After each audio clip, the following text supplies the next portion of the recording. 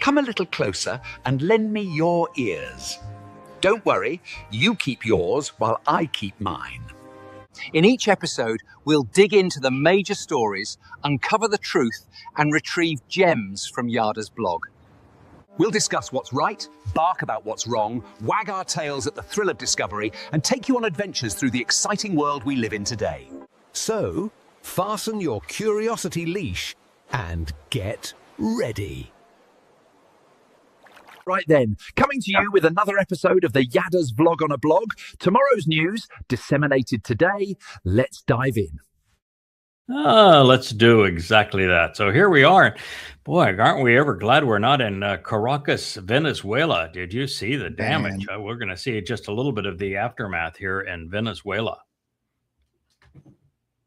Go ahead and play it.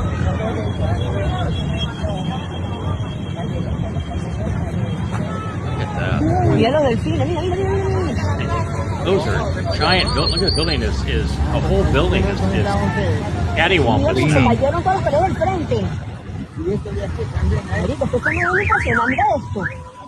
Ouch! That's really really sad. I'm sorry. And Venezuela, it can't cut a break. It's had two Marxist regimes back to back. Went into a terrible downturn of poverty. It's amazing that in Democrat politics that they hate to disparage your generation, but oh my God, it's younger people that are voting for young Marxists, and this is Marxism. This is the people are and the earthquakes, of course, are not Marxism, but the fact that Venezuela's economy has actually fallen to about half of what it was a decade or so ago. You know, Marxism is stifling, and they've gone from two Marxist regimes in a row to and poverty to Trumpian robbery, you know, there's no way to recover from earthquakes like this, a 7.2 and a 7.5, because the only real economy they had was the oil. And now Trump is simply stealing it. He's the proceeds of the oil that is being extracted from Venezuela is going to bank accounts controlled by Trump in Qatar, having no benefit at all for the Venezuelan people. They've got nothing. He stole a country with the help of the U.S. military. I don't know that we can't not pin this on Marxism as well. Give me a second here. Depending on when these buildings were built, it's very, very possible that these were built to lower Marxist codes. Marxism will only have very stringent building codes for earthquake-prone activities whenever it's the capitalists building them. But whenever the Marxists are having to build the buildings, then it's just get them done and get people in them, right? Just toss them up. You know, if you look, what Marxism does is it takes everybody down to a impoverished level. And so if you looked at the Soviet Union, which I spent a lot of time in, the quality of the buildings, the quality of life under communism, Marxism, socialism is horrid. There's no prosperity, there's no freedom, there's no energy, there's no dynamism, there's nothing. It's just totally and completely depressing architecturally, and that's just pursuant also to the quality of life. The only thing that the Marxists seemed to be able to do reasonably well was build their military, and even then they weren't great at it, but they prioritized it because it was a control mechanism over the people. But this new wave in America, for example, of Marxism, this is what it brings. Now, you can't really blame this on Trump. What I can say is that because Trump has hijacked their economy and is stealing their oil and putting it in bank accounts in Qatar, that they have zero chance of recovery. But they put themselves in this position with crumbling buildings and a 7.2 and a 7.5 magnitude earthquake that's 100 miles away ought not take buildings like this and crumble them. So this is it's a very sad situation, and it's a reminder of what they're celebrating in the East Coast under the new Marxist Democrats, where they just don't get it. And You can't convince them otherwise, because the evidence and reason mean nothing to them. Yeah. Go ahead, John. Yeah, it is a very unfortunate situation, and I think it's, there's a lot of interesting things I could say about it. I'm not the most informed on Venezuela, I'll say, but I do remember a number of years ago, when their economy did begin to pretty rapidly collapse, that you could see all these different pictures contrasting a nicer economic time to their economic depression.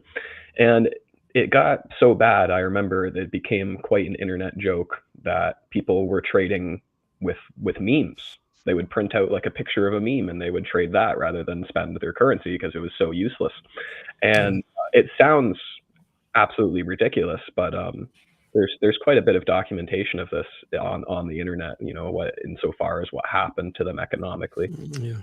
Yeah, they confiscated American investment, and the American investment may not have been all that genuine, but it was the only thing that was propping up the economy was the oil that they were selling based upon the refineries that were, and the transportation of oil that were developed by the Americans, and they stole those assets. Now in a court, they were made to reimburse the American companies, but they were such a totalitarian and relentless regime on stealing things that when you have an economy that is no longer based on the rule of law, or that no longer appreciates economics that would be considered, we would consider them capitalist, but it's really free enterprise.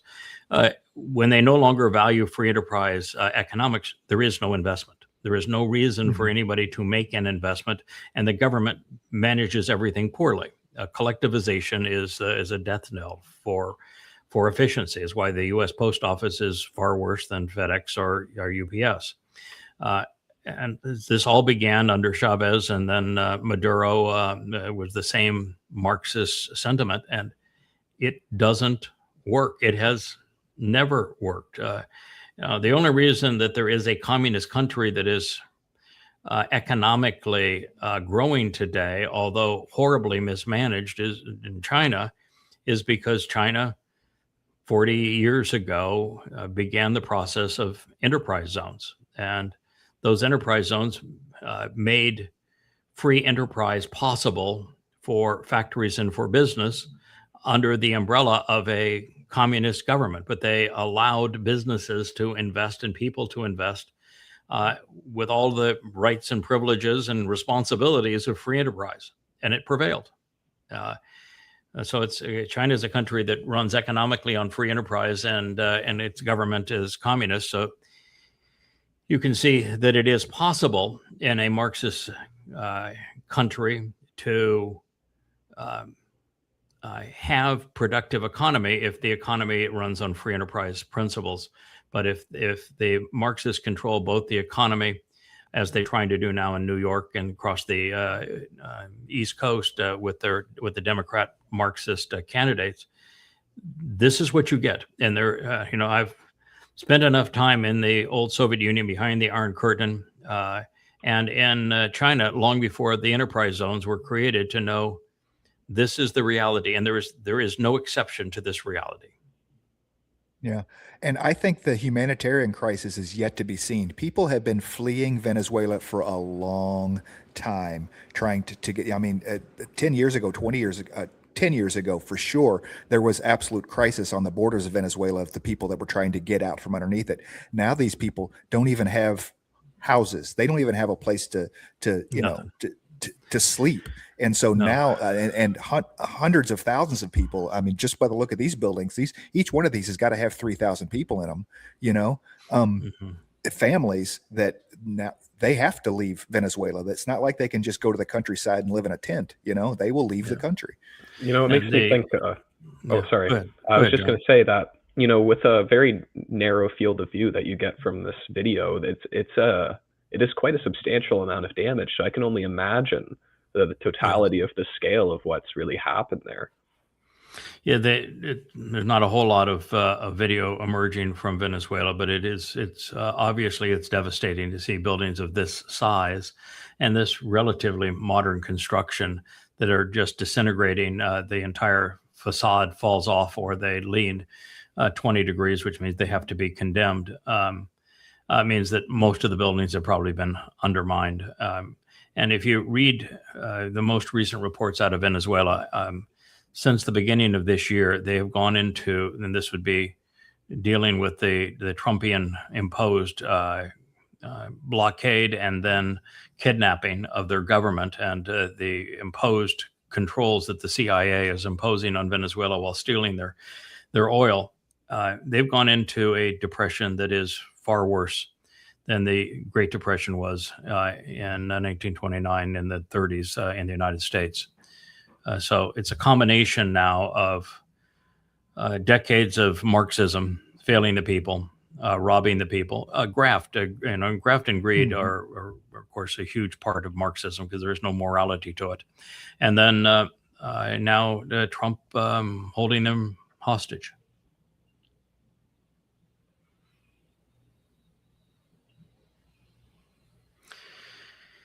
Yeah, this is a philosophical. I think it's Nietzsche that is the one that is saying that you shouldn't fear the man that has a library of books and reads them. You should fear the man that has one book, and it calls it a holy book and hasn't even read it.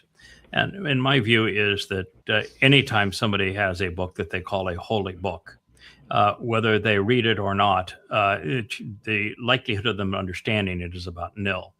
Now, I've written the most comprehensive analysis that can be accomplished on the Quran. I've set the Quran in chronological order into the context of Muhammad's life, produced 5 translations of the Quran, and then explained it using the words of Muhammad and his followers in the Hadith. And I can tell you that I understand the Quran better than probably any Muslim that's alive today. And so the Muslims that go off and kill for Allah do not know what the Quran says. To believe that there is a God out there that wants you to kill everyone for him and to die killing for him, and that if you die killing for him, he's going to reward you with multiple virgins in paradise unless you're a woman, and then you get to be raped in paradise, I guess, and that if you don't agree with him, he's going to torture you forever in hell, personally torturing you. There is no way that any sane human being is going to believe that that's true. So they just don't have any clue what their book actually says.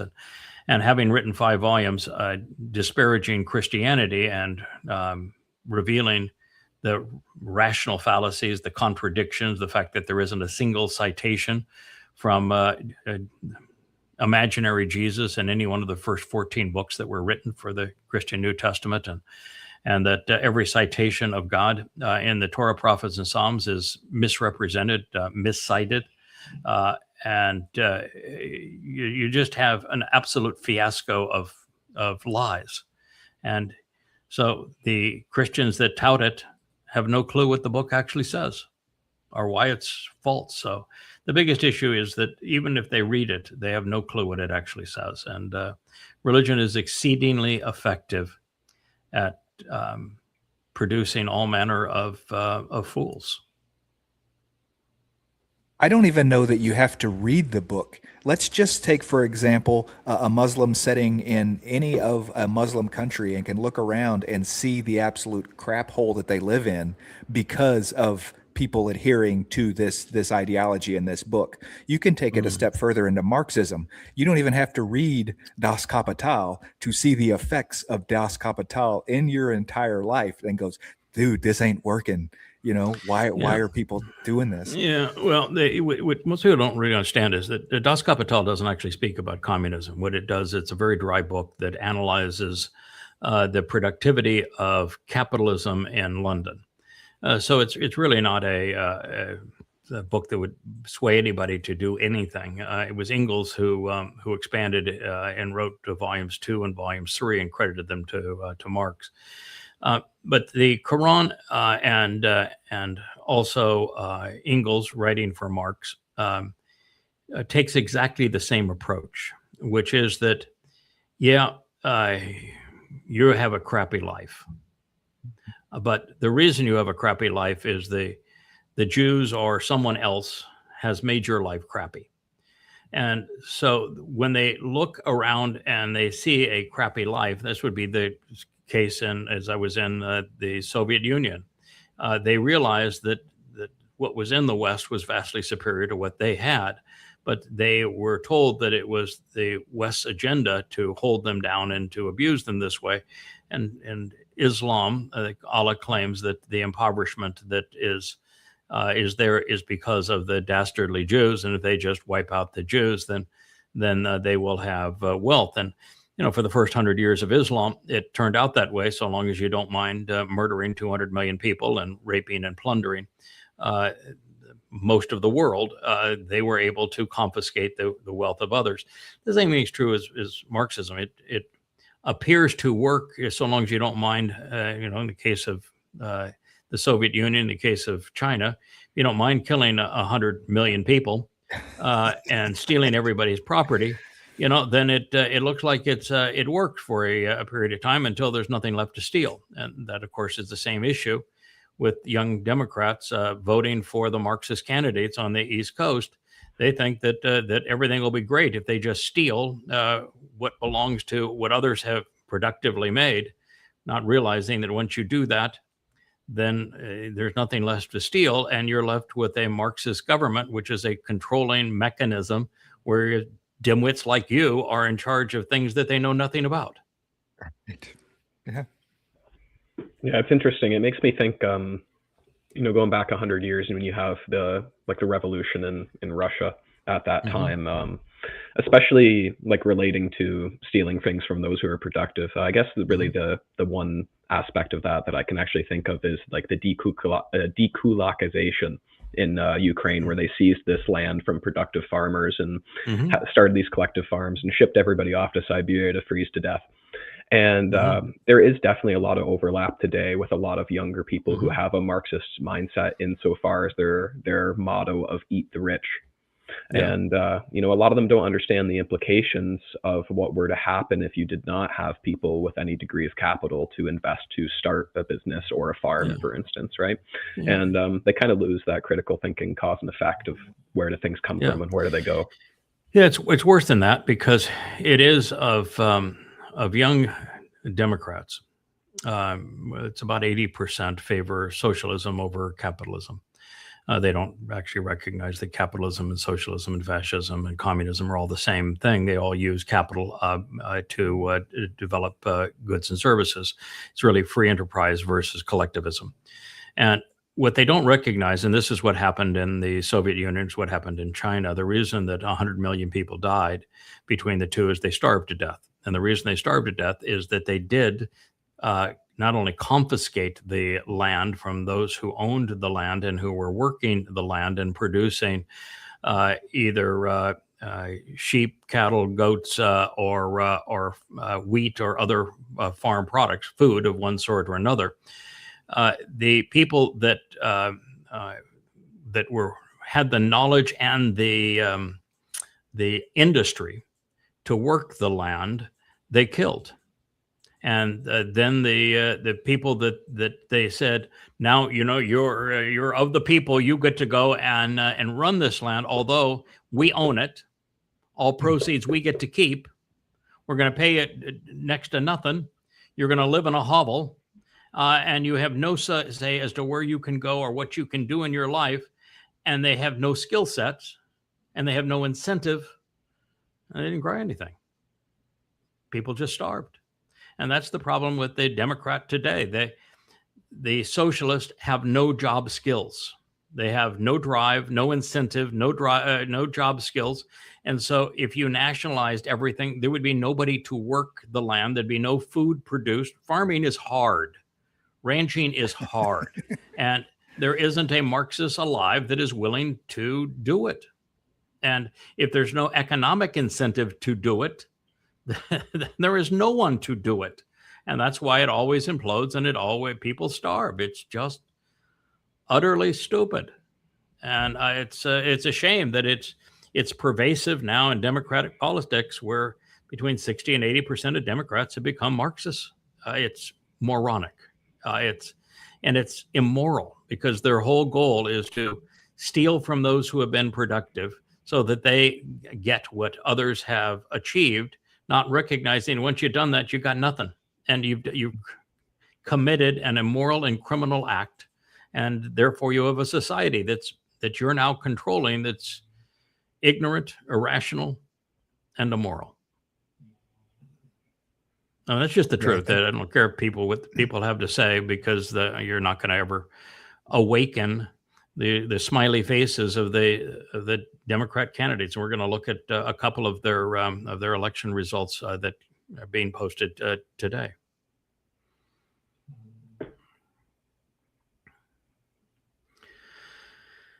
So this We can is play this without the sound. just play just a little bit. You can play a little bit with the sound, but just a very little bit of it. Muslims believe that God is one, eternal, and has no son. Christians believe Jesus is the Son of God, while Muslims believe Jesus, peace be upon him, was one of the greatest prophets sent by God. Two faiths. Okay. The Quran doesn't have any original content. Has none. The Quran begins by copying the pagan religion of Muhammad's clan around the Kaaba. And every of the 5 pillars of Islam, all 5 are exact copies of the pagan religion that was practiced by Muhammad's kin around the Kaaba. So the religion of Islam is nothing but regurgitated paganism. That's not enough to create a religion that would fool a fool. So the Muslims then Muhammad began buying Talmud stories from rabbis. And the majority of the Quran is actually regurgitated and twisted Talmud stories that Muhammad bought from rabbis. And that's what gives it its veneer of religiosity. By the time you get to the end, Muhammad had killed every rabbi and every Jew within camel's ride of wherever he was, particularly in Medina. And so he couldn't buy Talmud stories anymore, and there was still a need to flesh out the Quran. So the last 2 or 3 surahs of the Quran, they plagiarize what's called the Gospel of Thomas. And so all of their claims are derived from the Gospel of Thomas. There is no mention of a Jesus, it's Esau. And Esau would be a transliteration of Esau, Jacob's brother. And what it says about Esau's mother is actually Miriam, the mother of the sister of Moshe. So it's really twisted madness, and it's because it plagiarizes from those 3 sources, and then there's a 4th source. There were Jewish or Arab converts to Judaism in Yemen. They were called Hanifs, and it's their poetry and their rhyming phrasing that became the jingle that made the Quran popular initially. So those are the 4 sources, and there are only 4 sources for the Quran, and all 4 are plagiarized. So to say Muslims believe, you just need to say the Quran says, because it plagiarized from those 4 sources. And it got everything twisted and wrong. So there is no credibility, and there's no reason to investigate the comparative claims about a Jesus in the Quran and New Testament. There is also no Jesus in the New Testament. There is an Ayusun, and even then, the name is never written out on any 1st, 2nd, or 3rd century manuscript that has been found of the Christian New Testament. 100% of the time, it is presented with initials. So there is really no certainty as to what Paul conceived as a name for his mythical God. But it wasn't Jesus, because Jesus didn't even exist until the 17th century. So these religions have no basis to even have the argument that he wants to have. And you cannot make the claim that Muhammad was a prophet, much less that Jesus was a prophet, because, well, first, Jesus didn't exist, and he wrote nothing down. Prophets have to write their predictions down, because it's only a written prediction that matters. An oral prediction has no validity whatsoever. And because the mythical Jesus never wrote anything, he cannot have been a prophet. Now, Then you get to Muhammad. He was also illiterate. He could not write anything down, and he uttered only one prophecy, and the prophecy he uttered he got wrong, just like Paul. Paul only predicted one prophecy. He got it wrong. And both are wrong. One's wrong by 1,500 years. The other one is wrong by 2,000 years.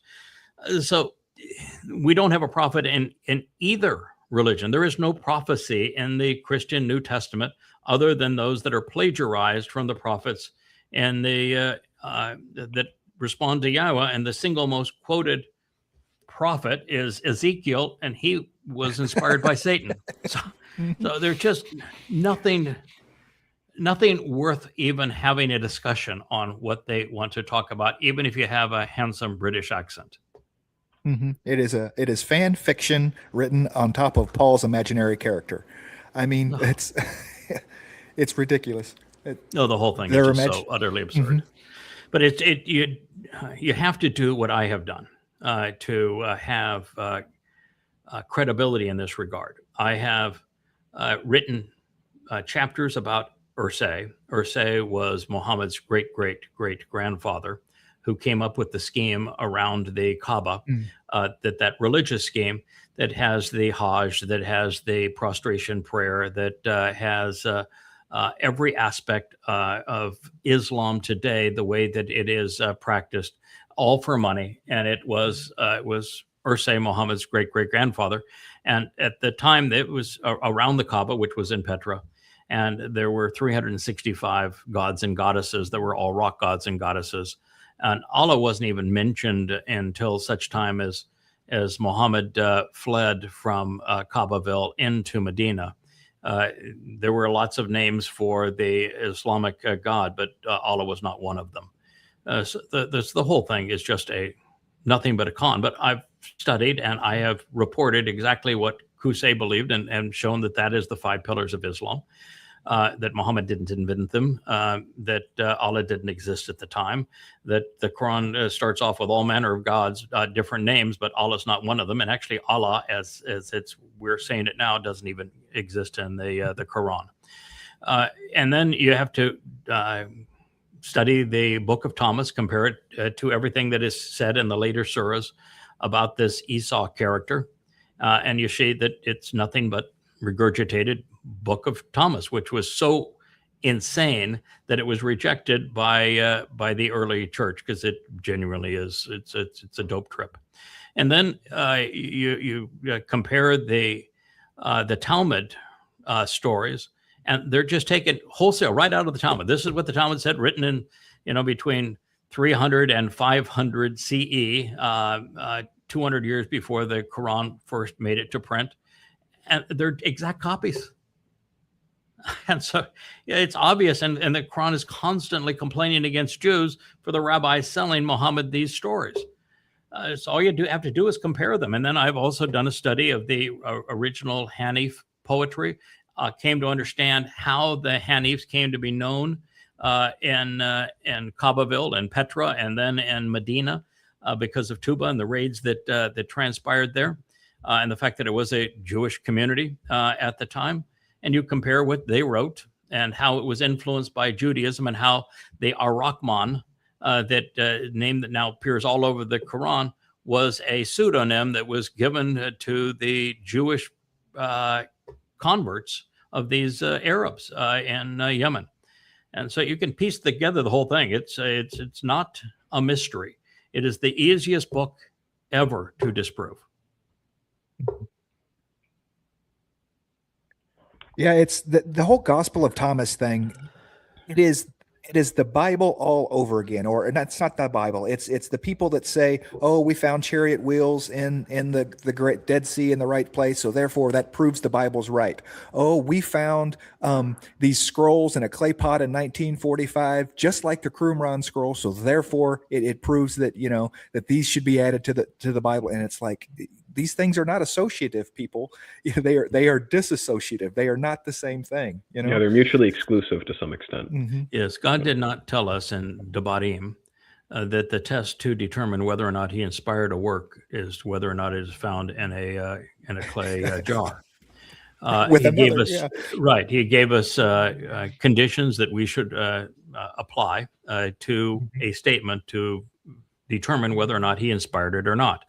And I applied those to the book of, uh, of Enoch and showed no, it's not true. I applied it to the book of Joshua, not Joshua, but of who's the fellow that went into Nineveh. Uh, Sometimes you Job. get older, and and I applied it to the book of Job. I applied it to the book of Ezekiel, and each time that you apply it to a book that doesn't have any viable, accurate prophecy, and what you find is that it's very easy to use God's standard to Jonah as the prophet. It's very easy to Okay. prove that what isn't true, and Jonah was not a prophet. You read Jonah and you realize that 90% of what he's saying is inconsistent with Yahweh's position on those same subjects. This was the same thing with Ezekiel. The position was, I have 25 ways to torture and kill Jews, and 2 ways to rape them, and then I want to destroy everything that is important about the temple and build this monstrosity. And then I want to take Yahweh's 7 annual feasts and I want to change them all. And it laments over how Satan was disrespected in the garden. It doesn't really take a genius, particularly since the 2 heavenly portrayals are purely Babylonian and astrological, to recognize this book is Satan's autobiography. So you can take even the first 6 chapters of Daniel, and it's exceedingly easy to disprove it. In fact, Daniel could never get history right. The book of Esther, same thing. It's historically invalid. You can't have a book inspired by God if the history is wrong. Yeah, Ezekiel was huge because the Babel series that came out of that, Ezekiel was huge because so many people want to hang their hat on. I mean, Judaism hangs its hat on Ezekiel for so much. I mean, so much of the Revelation is based on it. eschatology. It's Yeah, absolutely. 37 citations of Ezekiel in the book of Revelation, and none of it's true. There is not going to be an Armageddon. There is not going to be a valley of dry bones. There is no Gog from Magog or Magog War or Magog Federation. There's not going to be a 3rd temple pursuant to the designs of the Copper Con and this monstrosity that's Trumpian in its scale. None of that is going to happen. The entire book is trash. And it doesn't mean that it's not useful, because Satan is very revealing. He incriminates himself. He wallows in it, talking about how he thinks he was disrespected by God and got a bum rap in the garden. And so it's a satanic confession, but for prophecy, no, it's not. It's interesting. I guess I have a question in this because I might be mistaken, so I'm going to phrase it as a question. But is there not a section of Ezekiel where the person who is speaking in plain text basically declares that at one point they were one of the cherubim, and he talks about his descent from the garden, Yes. right? Right. So it's like in when it's stated so simply in plain text, you would think that people would make the connection. Correct. But so it's very interesting in that regard that people Yeah. have kind of just glossed over that for millennia. And it's basically. obvious because he's lamenting how beautiful he was. He was the tallest cedar, the most beautiful thing in creation, and how he was specifically wise and elegant and so far beyond the humans, and how he was one of the cherubim which was on the wall guarding the Garden of Eden, and how he was treated improperly in his view, and then he equates himself to being the king of Tyre, and how Tyre is this noble rock upon which a glorious city was built, and that he was the everlasting and eternal king, and yet that was turned to rubble, and it was so grossly unfair to him. And then he perpetrates 25 torturous ways to kill Jews, and that he has 2 chapters that are devoted entirely to rape scenes. And he has 2 chapters devoted to aggrandizing the Babylonian constellations as gods. And it's so obvious that it isn't true. It is just astonishing that people believe it.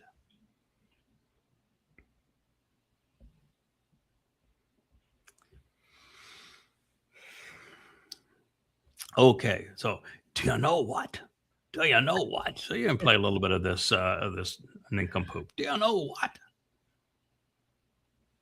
You know what the pillar and foundation of the truth is? If I ask a Protestant, what's the pillar and foundation of truth? What would the response be? The Bible? It says the church. 1 Timothy 3:15. Say, you think Bible, right? He says the household of God. Pillar of truth is the church, because it says so in Timothy, who was Paul's boy toy. Okay, so guess what? There is no mention of a church in Timothy or any one of Paul's letters. None. No word even that approaches church. So guess what? It can't be the church, because guess what? There is no church. There is an euangelion, and there is a ecclesia. Ecclesia means to call out. It Not in a church, out of a it church. is not a church. There is no attempt to transliterate ecclesia as if it were a title. Ecclesia and church don't sound the same. Church is from Church, who is the goddess of the Germanic religion. She's a sun goddess. Her name comes from the word circle, which you get the halos used in Christianity, and the Christmas wreaths and that sort of thing, the sunbirths that permeate so many Christian symbols. But there is no word church. Doesn't exist. Yeah, I think it's been a hot minute since you said this, but I always used to remember you used to say it's like replacing Torah with tadpole. There's no correlation between the two. That's right. It's like that's a good line. It is like replacing Torah with tadpole, and to say to go from ecclesia to church is replacing a Greek word with a meaning to call out with the name of a pagan goddess. Now you can't even go to gospel, because gospel is an invention of Paul, just like the ecclesia is an invention of Paul. And Paul goes on record in a real diatribe saying that if heaven has an euangelion, let's use gospel, it's not a translation of it, but a replacement for it. It's a tadpole for it, if you will. If heaven has a euangelion and it differs in any way from my angelion, then heaven's is false and mine is true. That means that he could not have been inspired by a God. And of course, then in 2 Corinthians, hey, oh my God, he admits that he's demon possessed. So maybe you're lying. Maybe you ought to read the book. Maybe you ought to think. And he's promoting Catholicism as the church is the basis of all of these things. And there is no basis for church. There's no basis for pope. Pope is a term from the Caesars of Rome. And the first pope really didn't exist until the 11th or 12th century. So, does Pope come from Pater for Latin father? Pope. Pater, okay, that's what I thought. Yeah. Because it was Octavian who became Augustus Caesar. Following the murder of Ilios, it wasn't Julius, it was Ilios Caesar, which means Harry.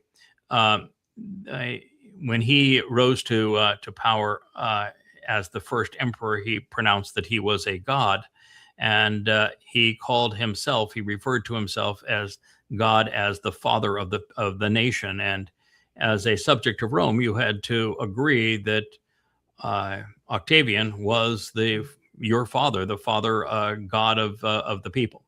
And so the concept of Pope is based upon Octavian's, Augustus Caesar's pronouncement. And church doesn't exist. It's a made-up term. It was created sometime in the 4th century. And from what I understand as well, going back to the Roman era, it was very common for those who took the imperator position to essentially declare themselves as I think the term in Latin is like the Pontifex Maximus, something like that. But Yeah. essentially, they gave themselves like a high priest role in their sort of Pontifex is based upon on father, and it's the Latin word for father, and that's who they presented themselves as. It's there really is no defining line between Imperial Rome and Roman Catholicism. One evolved directly from the other. One is they're one and the same. So you either rule from politics and religion or from religion and politics. Oh, by the way, it was interesting that that doofus there, trying to figure out what the great truth was, had to quote Paul, not his mythical Jesus. Guess he never read Thomas, huh? Otherwise, he would know what Jesus said.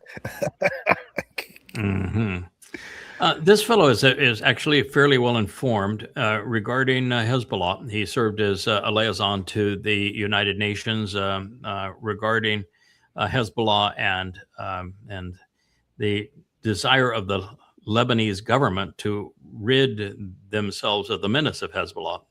The Lebanese government can't stand Hezbollah. They want to get rid of Hezbollah. But the problem is, if you're too outspoken against Hezbollah in Lebanon, you become dead very quickly. And so it's really a terrible thing. The Lebanese government would love for Israel to come in and wipe out Hezbollah. But unfortunately, you cannot wipe out Hezbollah. Wiping out Hezbollah in Lebanon is infinitely more difficult than trying to remove Hamas from Gaza. And how well did Israel do with that? Yeah, they got They bigger. destroyed Gaza, There's and more by Hamas. destroying Gaza, they destroyed Israel, and Hamas still stands. So the effort in Lebanon is infinitely more impossible. And we know what happened in Gaza. It became suicide for Israel to destroy Gaza, to try to eliminate Hamas, and Hamas still stands, and Gaza is now a tombstone for Israel. And in Lebanon, the task is, as I say, it's infinitely more difficult, to the point of being impossible. So you can be right all the way and say that Hezbollah exists to exterminate Jews, and that they will not stop until they exterminate every Jew. And he knows it's a jihadi organization. And I mean, this is what the Quran dictates. So my view is, since you failed in Gaza, and since you have no chance to succeed in Lebanon, then the best approach is not to continue to do what you have done that has failed and expect a different outcome. That, sir, is insane.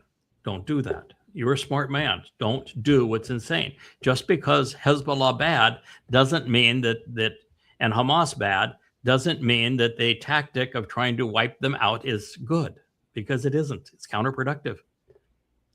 Learn who your enemy is, read their playbook, and deal with them on the basis of what causes Hezbollah and Hamas, as opposed to the guns and the weapons of Hezbollah and Hamas. You're way too far down the track. It's like going into a hospital and saying, I've got this terrible fever, and you've got some, maybe you got cancer or something, but it just that your body's burning up. Maybe you got malaria, and rather than dealing with the malaria, they put you in a bucket of cold water to take down the temperature. That's not going to help you. You need to deal with the sickness, the disease, and the disease is Islam.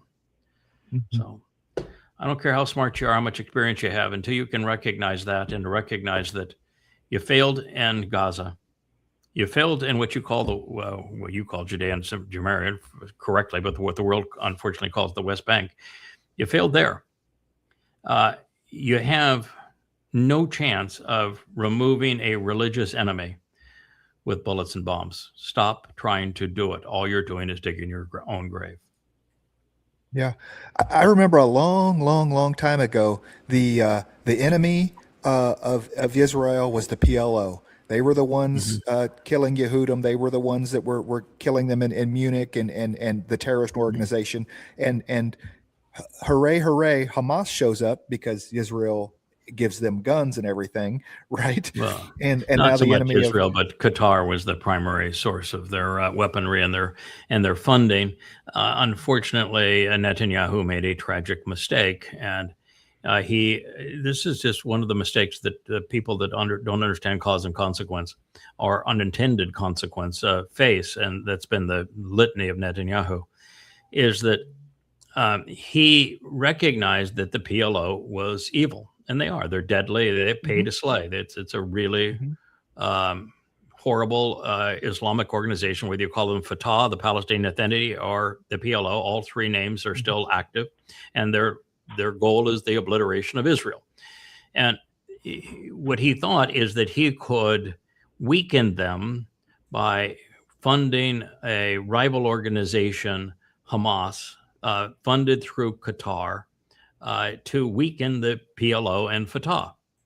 And they did. They took now the reason that Fatah, the PLO, the Palestinian Authority, doesn't have any more elections is they had an election in Judea and Samaria. Fatah would lose probably 4 or 5 to 1, and they had elections in Gaza, and the Fatah, the PLO, lost 4 or 5 to 1 against Hamas. Far more Muslims are fundamentalists than they are even would entertain being peaceful. And this is the difference between the two deadly Islamic organizations, but one is far more ruthless than the other. So Netanyahu's plan backfired. No surprise. Islam. It was never going to work. It was Islam. Islam. Never going to work, and it's foolish. And now he has destroyed Israel by trying to bomb Hamas out of existence and Gaza. I get it. What the Muslims did on 10/7 was horrific, and you want to lash out, but there are better ways to lash out than to perpetrate total destruction over Gaza. That was foolish. I guess I have a thing or two to add to this one. The first thing is that obviously fighting any kind of ideological enemy, it's kind of like fighting a hydra. Anytime you end up lopping off a head, and you have more growing back right away, especially with Islam. And it kind of makes me think of a funny quote from one of our previous prime ministers, which was, "If you kill your enemies, they win." And in the case of Israel dealing with Gaza and the way they have in Lebanon, it's definitely proving the case in that way that they're only hurting themselves by acting the way they are. And I guess the second point that it kind of makes me think of is that the West has been kind of treating the Islamic nations much like the Eastern Europeans treated the steppe hordes like 800 years ago or something like that. You know what I mean? They would make friends with a clan, and they would trade with them, and they would have that clan harass other clans so they didn't join together into one monolithic, like a Kublai Khan kind of situation. So it is interesting insofar as how the Islamic nations have been treated in a similar way by the Western nations. And we're kind of seeing how this is all playing out, and it's obviously going to come to a head very soon. Yeah, it's really interesting too to see. Again, it's the younger Democrats in particular, but there's a lot of young Republicans now they have the same problem in America and certainly throughout Europe too, in youth, where they want to hold up banners of free Palestine, and that's their decree. When in fact there is no Palestine, there are no Palestinians. There have never been a Palestine. There have never been Palestinians. And what the claim really is this perpetrate genocide against Jews is what the claim really is. And yet the very Muslims that are there are the ones that perpetrated 10/7. They've been perpetrating genocide and apartheid against Jews and the world for 14 centuries. And you have 55 Islamic countries that are grotesquely advancing apartheid and who have perpetrated genocide since their beginning. And that in the first 100 years of this religion that you're promoting as a Marxist, they murdered 200 million people. They treat women as trash, and they have sponsored 50,000 terrorist attacks in the past 25 years. And your head is so far up your tuchus that you're promoting this, and you think you're moral when you do it. It's just so ironic, so moronic, so ignorant, and so grotesquely immoral that you'd lament for what's happened to humanity, particularly with these last two generations.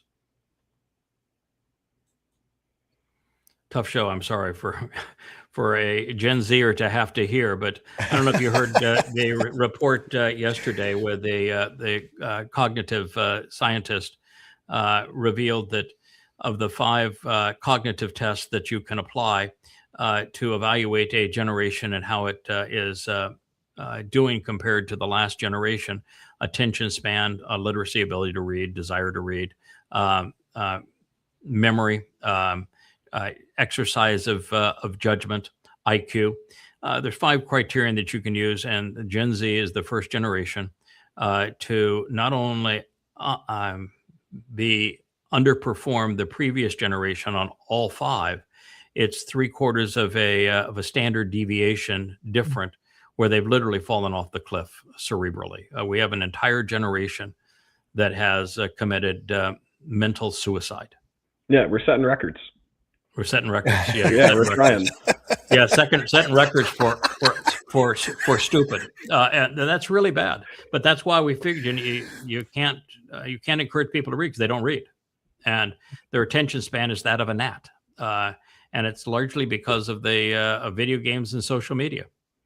Oh, for sure. There's definitely a lot of instant gratification. I think that's probably the hugest issue with Gen Z and also millennials too.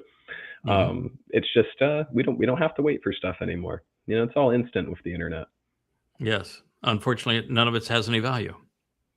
No. So your gratification is dopamine. It's not real.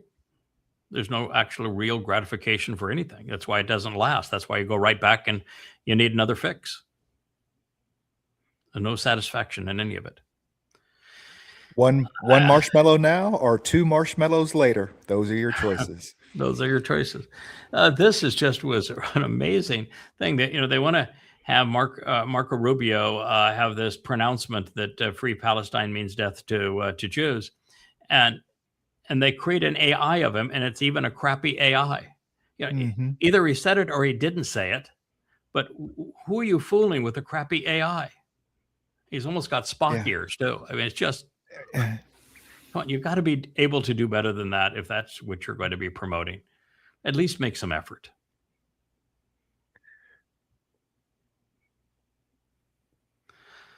This is just sickening. And it just makes me want to puke.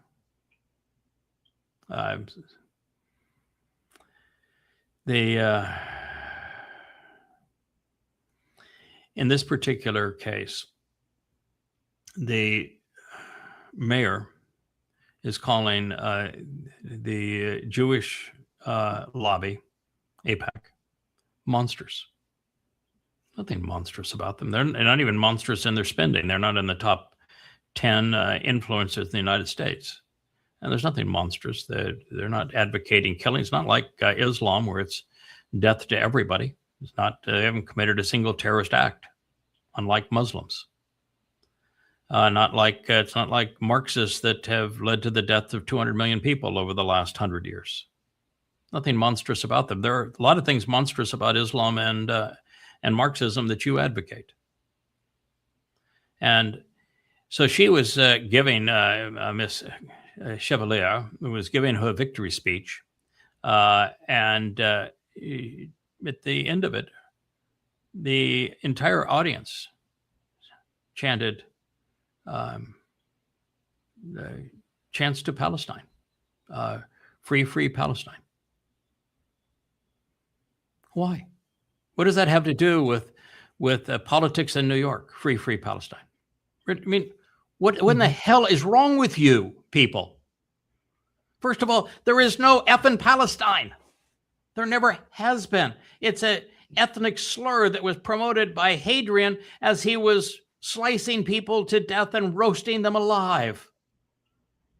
And it's only remembered because the Brits are anti-Semitic and they were the perpetrators of colonization, and yet you're reprising a lie of Imperial Rome that was a savage civilization and the Brits.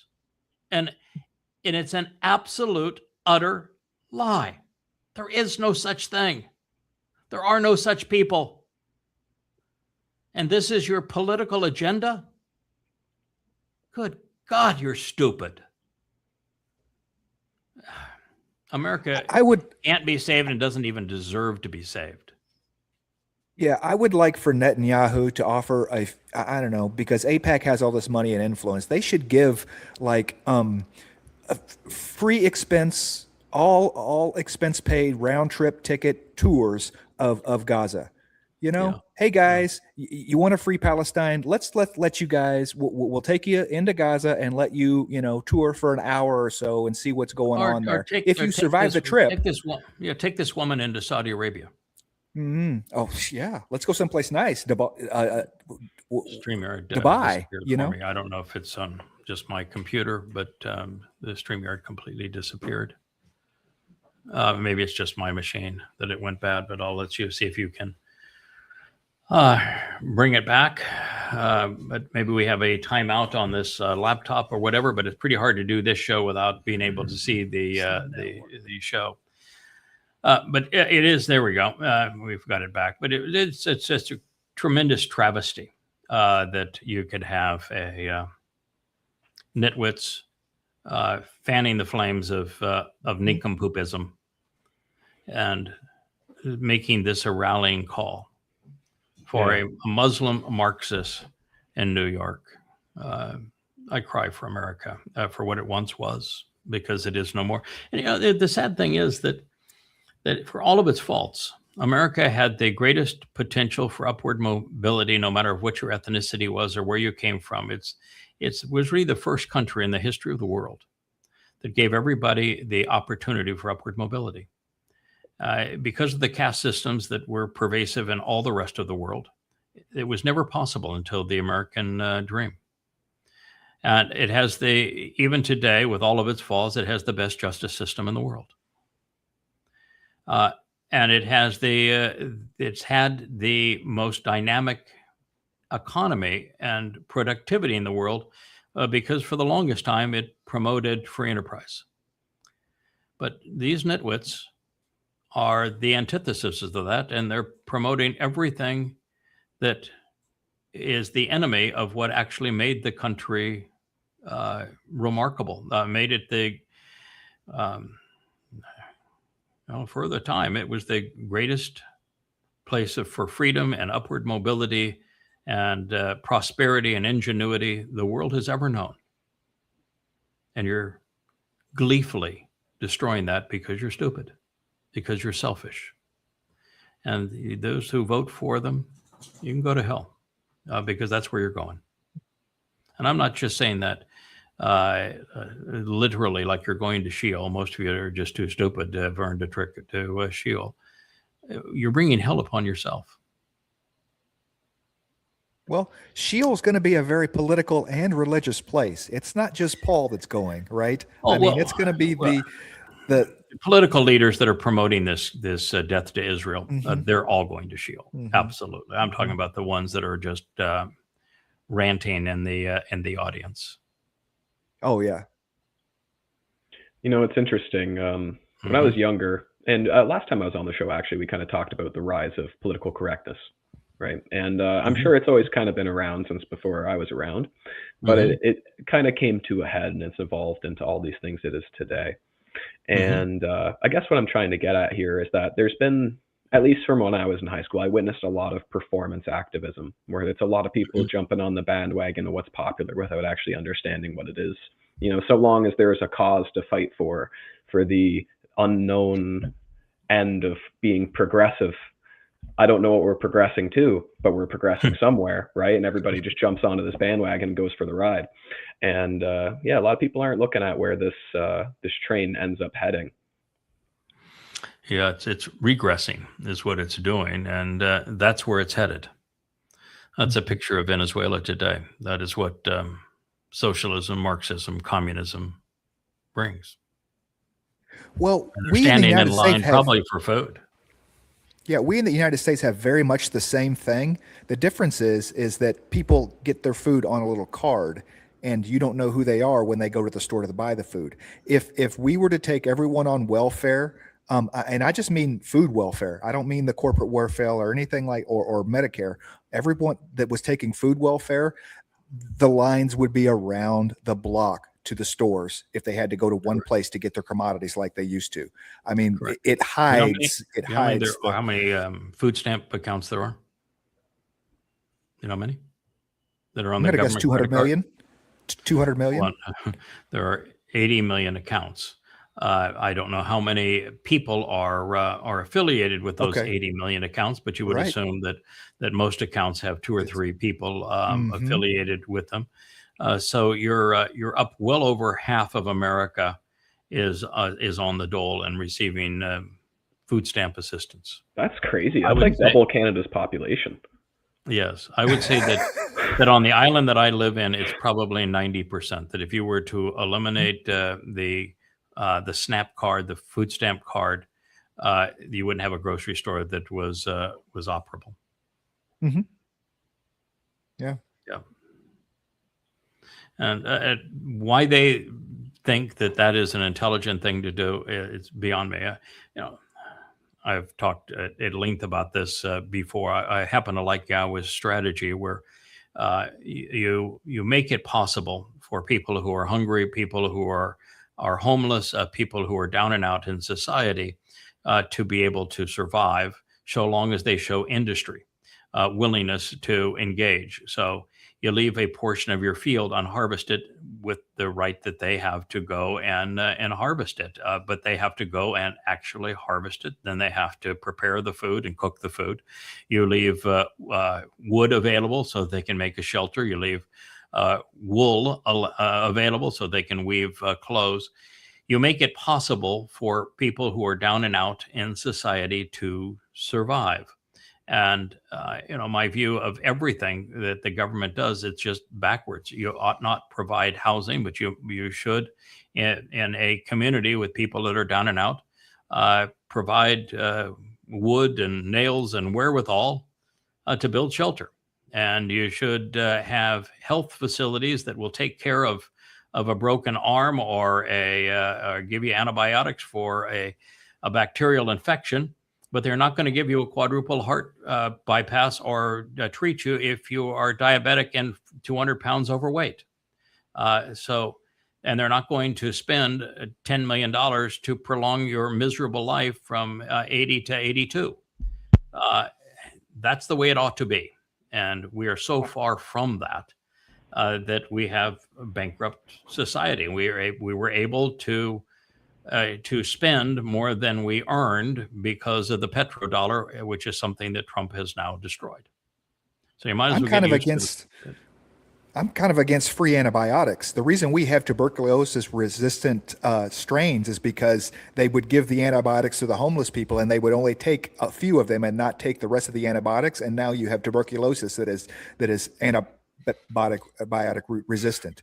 I mean, it's like, Yeah, I believe that you have to have enough compassion to help people that are in a bad way, and that biological and bacterial infections have means to treat them, and we ought to be treating them and ought to be healing people that are down and out so that they're not suffering, and particularly children, and particularly people who are ill or injured for no reason of their own, and have kitchens that we have people that are harvesting food and delivering food and preparing food and serving the food and cleaning up in the kitchen that are the beneficiaries of that.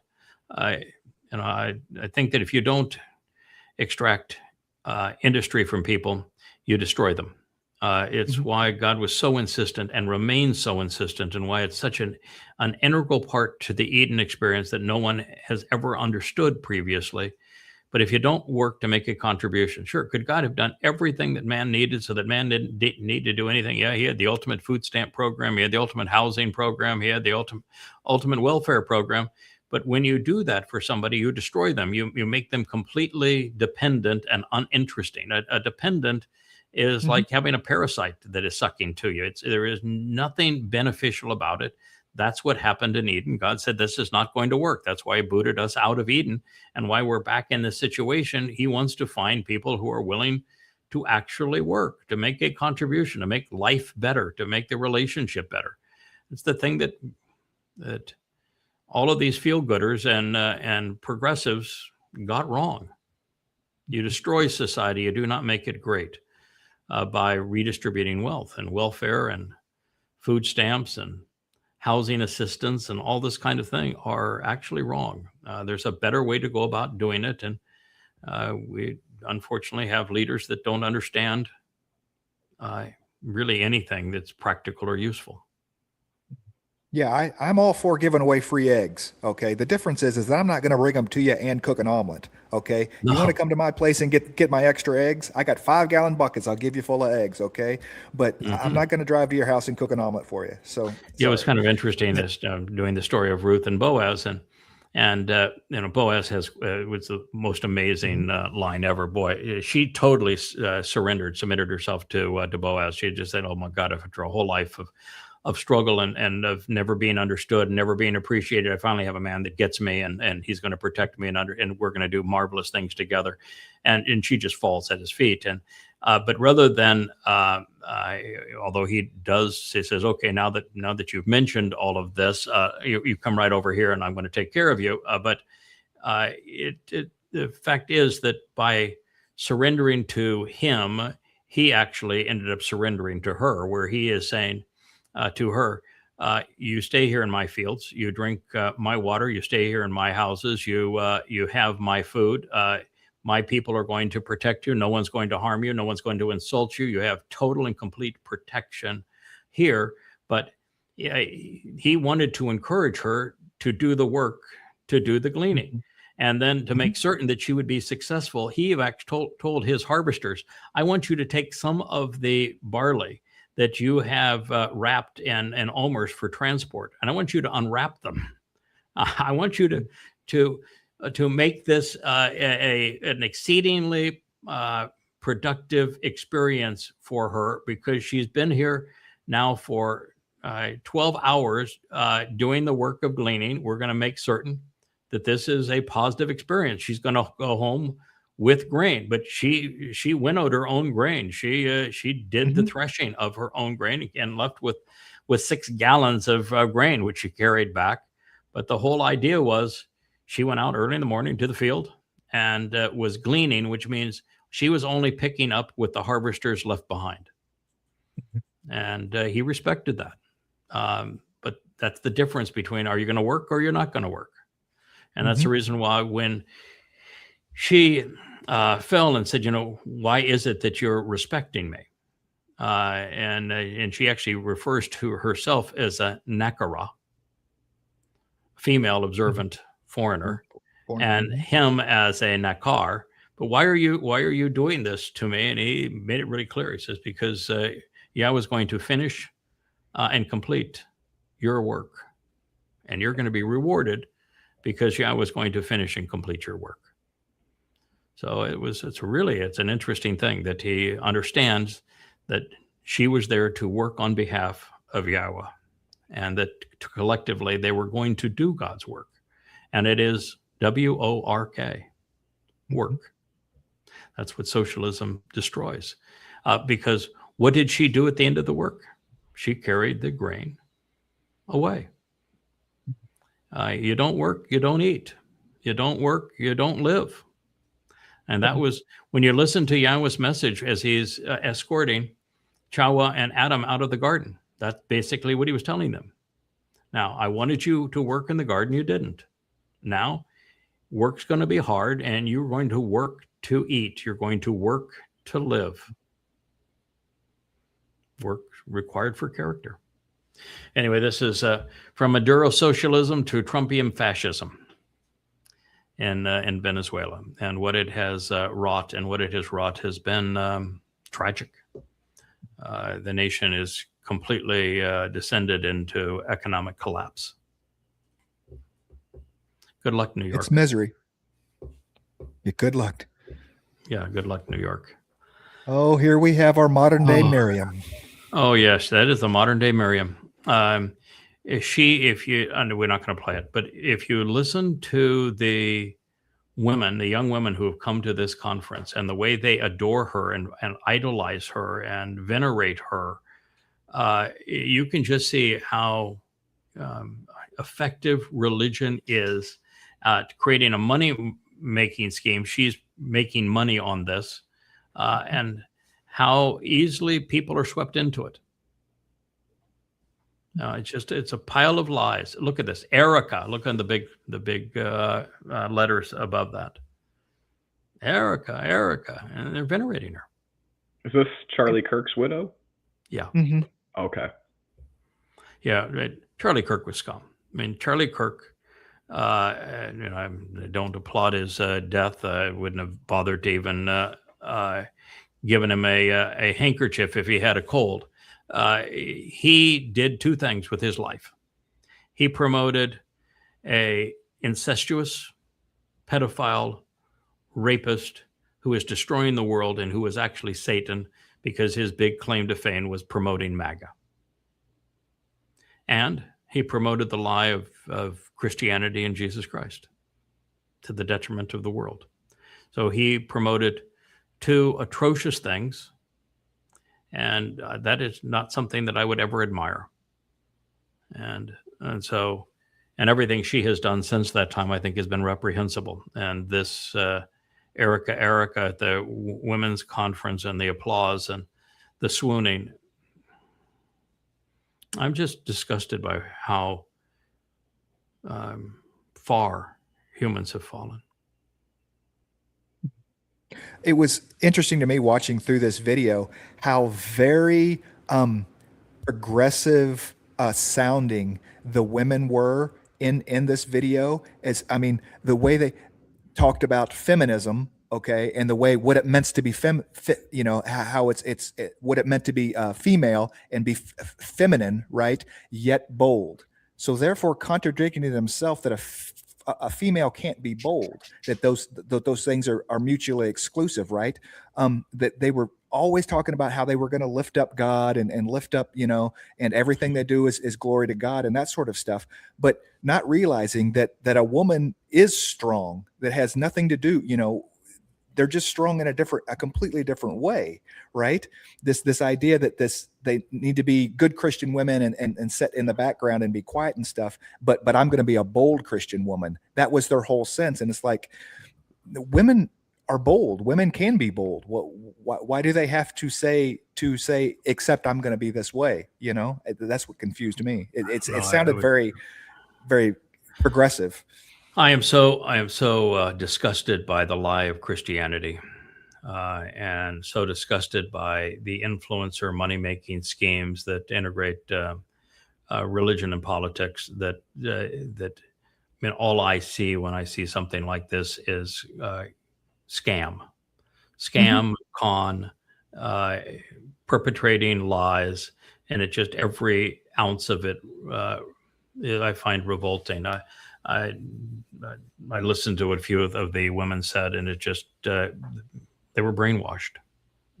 Absolutely. You're not glorifying God. God hates Christianity. Christianity is a counterfeit of his beloved son. You've ripped off his name. You've turned God into a man. Listen, the universe has 2 trillion galaxies. There are a couple 100 billion stars per galaxy. And under that size, God has to be at least one dimension beyond what he created. And in something of that scale, the creator of that cannot be a man. Not ever, under any circumstances, can the creator of the universe of that scale be a man. It is absolutely not only impossible, but preposterous. And then what's he want with our glory? What's he want with our glory? Nothing. Right? We don't have any glory. He's just, exactly. Why don't you go back and read Barbara Sheep? People became many. They became so reprehensible. I was disgusted that I regretted having even created them. What is the most popular religion in the world? Christianity. He is disgusted. He regrets having created you, Christian. Read the damn book. Yeah, we got lucky. He found somebody to deploy. We got lucky. I mean, that's Yeah, he that did. is Well, yeah, if it wasn't for Noach, twice. it'd be yes. Yeah, Noach, and then Boaz, and then Ethan Hajj Rocky, and then Boaz again, and then yada. It's all the way through. Every time the world was on the precipice of God saying, "I've had enough of this. This is over." He had his kind of ace in the hole. And his ace, as you said, we were talking about the royal flush. An ace can be high or low. He can roll. He can do either role, and God deployed him to resolve the mess that men had made, and women. Do you get a chuckle now looking back at things, Craig, when you're thinking about the times many years ago where you'd say, "Oh, I'm just this dirty, dull, dusty, dented implement. I'm just a guy Yeah. writing my books behind the scenes." Boy, you even know the jargon. That's correct. I always used to say I'm nothing but a dented and dirty implement, and I'm irrelevant to the story. That's how I began the first book. I'm an irrelevant character here. I'm operating under anonymity as Yada, and I'm going to take you on this journey. But I have nothing to do with the story. I'm just the storyteller, and it turned out not to be true. It is pretty funny how it played out. It's this really good it is. example of linear storytelling, right? Like the Torah, Yeah. of course, is a linear story, but Right. it's been really cool watching you go through all of this, Yeah. and you're kind of looping back to these Oh, ideas. that's easy for you to say, pal. That's easy for you to say. I think, and it's, and I'm not, I'm just having fun with you, but the fact is that most people would say that if you're accepting the roles that of Choder and Nakri and Bashar and the like and Adama Parah that God is affording you, then you're that is something as an attribute that should make you proud. But it's exactly the opposite. And I don't know how many times I've told Leah that if you're coming in with another find that has another working title and responsibility, you can go away. We've reached we've reached the end of that. It's just too much already. And with each revelation, it became more difficult and more responsibility. And finally, it got to the point where John, what I just said, all right, God, you pushed it to the point that I'm surrendering my free will. I'm going to be that implement again. You can do and say anything you want to do and say, I'm here to do what you want done, but I'm just here. I'm relinquishing my free will. I'll use me as this tool because you pretty much put me in that spot, and I don't want to screw up. So here you go. One of the things that's interesting is that if I don't think, and I think this was important to God, that if I were to go back and rewrite the introductions to any of these series of books where I made the statement that I'm just I'm an irrelevant character and the story is not about me, but it's about Yahweh, I don't think I would rewrite them. Even though I know different now, I would not rewrite them. And the reason I would not rewrite them is that you have to start the journey someplace. Mm-hmm. It was the appropriate perspective for the time. Yes, and it's even the right perspective for the purpose that picks up any one of these book series. They can't start and coming home 5 and 6. You just can't start there. You can get there after reading 40 books, but you can't start there. I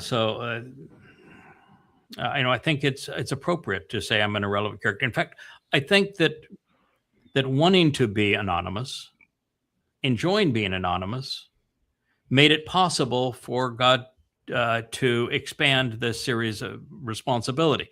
Now, I say that knowing that he made the decision that he was going to do all that he is doing 6,000 years ago. So I'm not so sure, but maybe he just said, all right, I've got a personality that's going to work in this regard. He'll take the responsibility to do what needs to be done.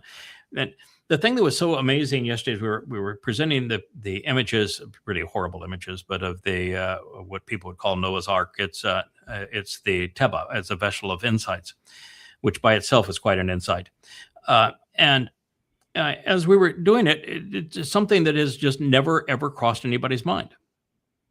And that is with all of the characters in the story, all demanding proof. They all demanded a sign. Noach didn't ask for one. And Noah was given the most difficult task of all. It was a 40-year project to build a ship in the middle of nowhere with no help. And he didn't, God said, okay, it's time to build this. This is what we're going to do. And he said, okay, let's just build it. And that's the opposite of Gideon, right? The opposite of Moshe. Mm-hmm. So it is it's very clear that most people want a sign. And, I just watched a long video on what they call Elijah, but Elia. And boy, they ever butchered that story. But the fact is that there were times where he was really questioning who he was and what he was doing and why he was doing it. And Noah never did. Mm-hmm. And what that says is there is no chance that Noah was just some guy hanging around in the woods that God said, I'm going to talk to, I want you to do this.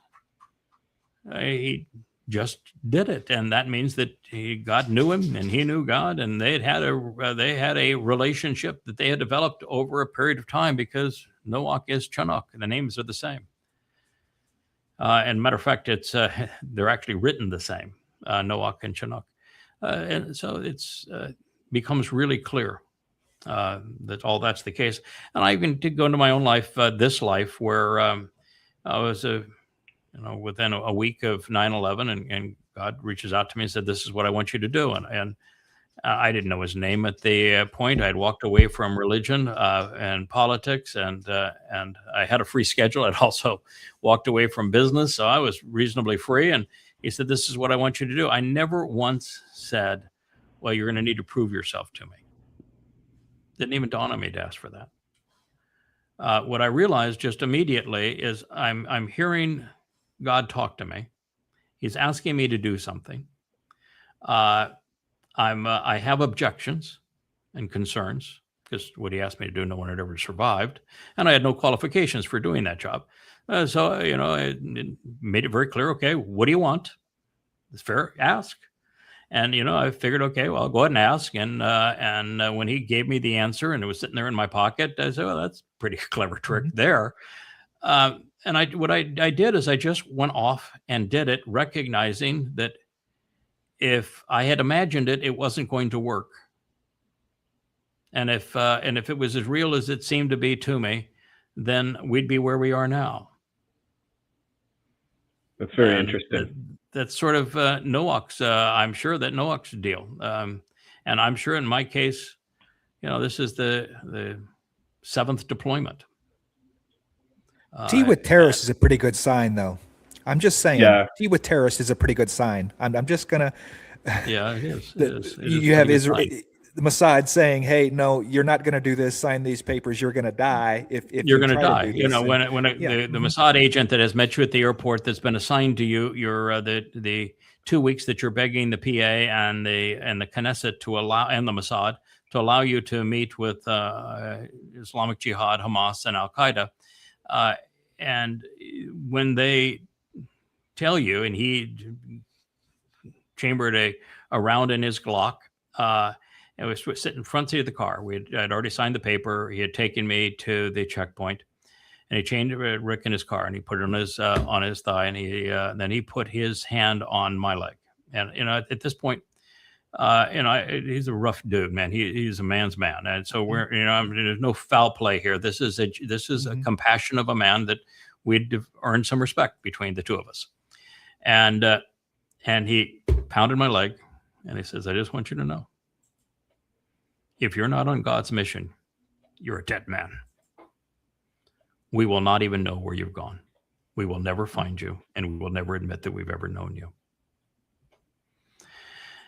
And the way that whole that event transpired, and the way it ended, and then to do 10,000 radio interviews and receive thousands upon thousands of death threats and a fatwa from the Saudi Arabian government, and never to have to once duck.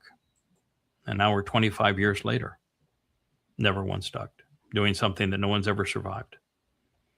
That's a pretty good sign. But it wasn't me asking for a sign. It's just the way it played out. And then being a person who's written now 40 books and delivered tens of thousands of profound insights that no one has ever seen before. And some of those insights are really profound, transformational. Some of the most profound insights in human history, and I have tens of thousands of them. Pretty good sign.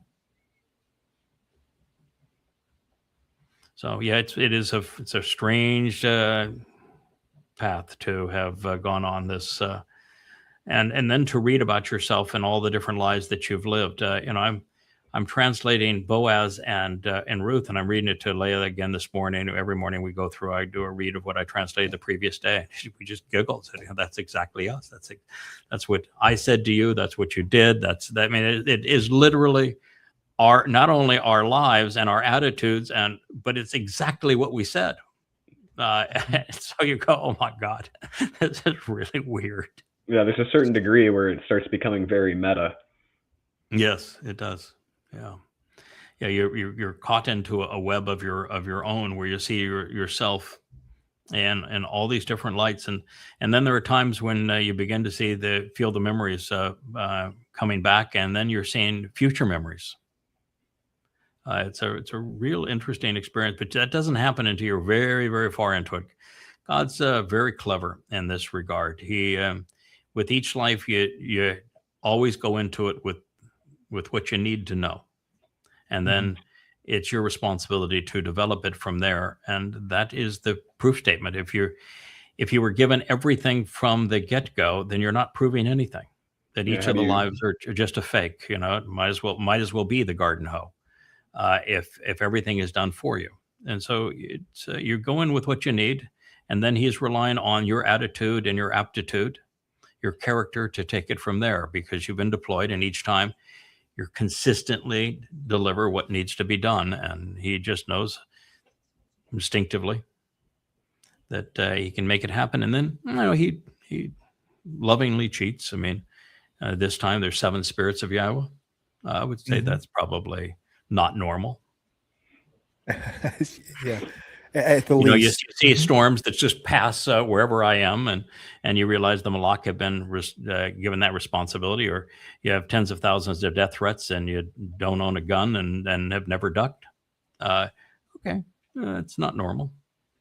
So you do see a lot of stuff that goes on.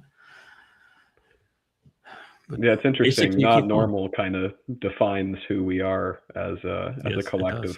None of us are really fit that cookie cutter shape. No, and that's one of the most profound things. I had actually a clip on it. I don't know if we'll find it here and before we get to the end of our time. But there was somebody that made a post that was talking about Tamim, and they wanted to talk about Tamim being perfect, and that in fact it was directed towards Noach. Yahweh said that he was Tamim. And so all the translations means that he was perfect, but that's not what Tamim means. Tamim is the plural of tamam, and tamam means to complete and finish. So what God wants is a finisher, someone who is steadfast, devoted, and consistent regarding what he wants done. And so he's looking for finishers, somebody that will finish the job, is not going to quit until the job's done, and even then won't quit. Might be rewarded briefly for a vacation, but he's going to put him right back to work again.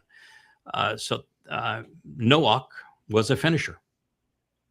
That's why he was chosen. He was deployed. He was a finisher. He was not going to stop until the job was done. Boaz and Ruth are finishers. And Tamim doesn't mean perfect. God would hate perfect. If God wanted perfect, then what in the world was he doing calling Dode his beloved and his firstborn and his chosen one? Because there was no dude ever that was less perfect than Dode. Well, there were a lot of dudes that were less perfect than Dode, but Dode was pretty significantly flawed. And that's what made him interesting. It's about overcoming. It's about making mistakes. It's about growing. It's about learning. So... No, God's not looking for Tamim. God's not even Tamim. I mean, God would be intimidated around Tamim because he's not, and he wouldn't want to be, because the moment you're perfect, there's no place to go, no place to grow, nothing to accomplish. You can't even be infinite anymore if you're considered perfect. Oh, it's all about overcoming the challenges and learning and proving yourself, finishing the job.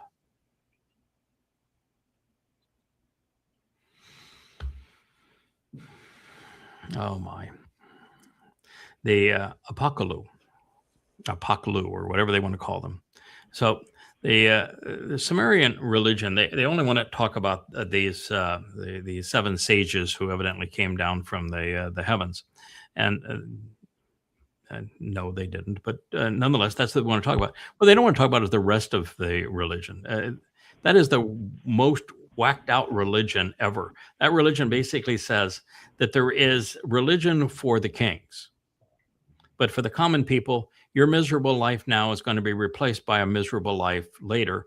All common people go to hell, where it's really muddy and disgusting and sooty, and you're going to work in a muddy, sooty place forever. So you might as well make the best of this, because this life is actually not as bad as the life that you're destined to, and there's nothing you can do to change that. That's a woo. Yeah. Yeah. Oh, yeah. It's really great. And it was into bodily resurrection, which is an impossibility. And the whole thing is just stupid. Your body is like 70, 80% water.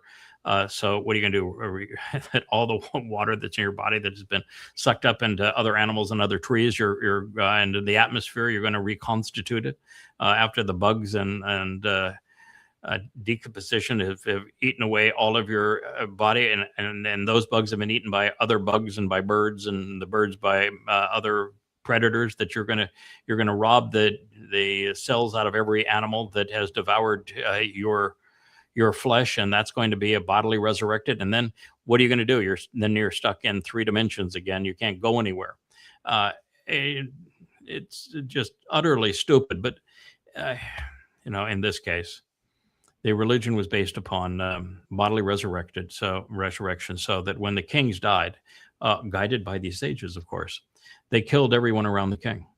All of the king's concubines, all the king's wives, all the king's servants were all killed, so they'd be there when the king was bodily resurrected, and all the king's treasures. And guess what? Never worked once. So guess what? You didn't have 7 sages that were educating humanity. And the Watchers of Enoch.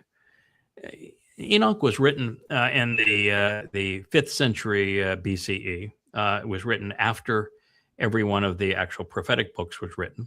It was written by an absolute fraud. It had nothing to do with the Chinook that was taken by God. And it is just filled with all sorts of religious and pagan rubbish to promote it as if it were a parallel to the Sumerian Apocalypse, says that you've got really no clue what's true and false. You're just doing nothing but embarrassing yourself.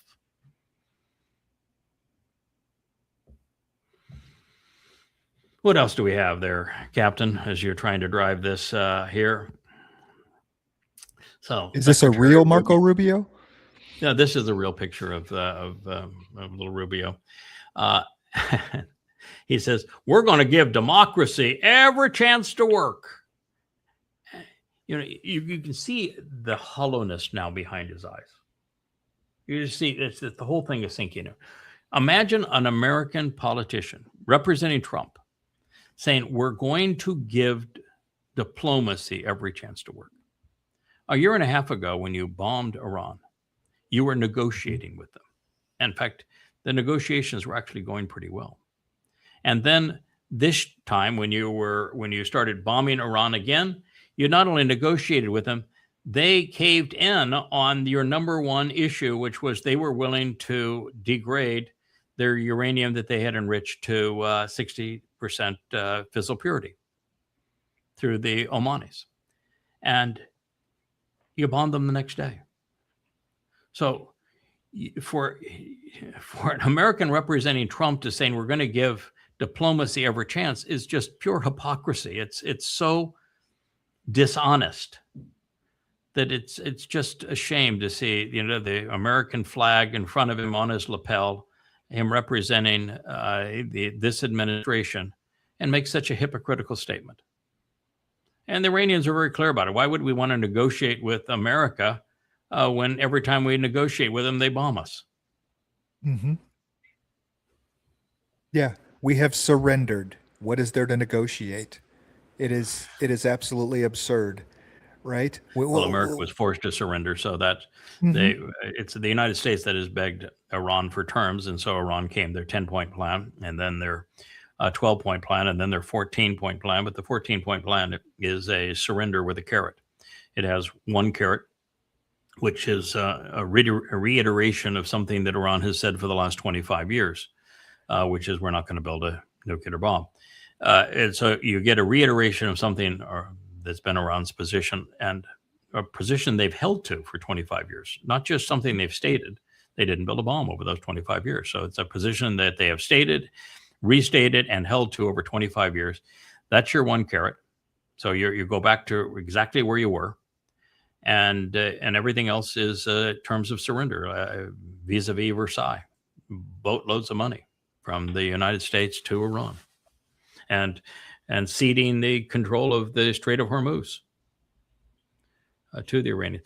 By the way, that deal that Trump claimed, where they're going to use the $25 billion of money that he says he's not giving them, and that he won't give them, and he's already given them through United Arab Emirates and to buy soybeans.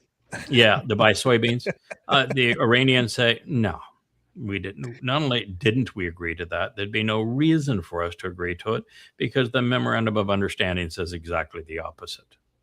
So no, they're lying. It's interesting the kind of levels of doublespeak that the U.S. administration goes through. You know, you have one guy saying, hey, we're negotiating peace, while they're simultaneously bombing the people they're negotiating with. Mm-hmm. And reminds me of this very popular board game from like the 70s, I think. It was made by Avalon Hill, called Diplomacy. And basically everybody's playing this game, and you're all telling each other you're going to be great friends together and accomplish things. Meanwhile, the whole game is just about stabbing each other in the back. And it's just, it's interesting too, because a lot of these U.S. presidents, like I think Kissinger, I think Diplomacy was his favorite board game, you know, to give you an idea of the kind of attitudes and disposition that people have in these sort of ideas. But like this is a game that the political people love, is basically what I'm trying to say. And it's very, very on point with what's currently kind of happening. Yeah, I'm so old that Henry Kissinger was my friend. I mean that quite literally. Henry Kissinger is my friend. We know each other very well. Spent a fair amount of time together. I have some lovely letters that Henry Kissinger has written to me. We've talked about many subjects that were of very little of I've ever shared publicly, but he was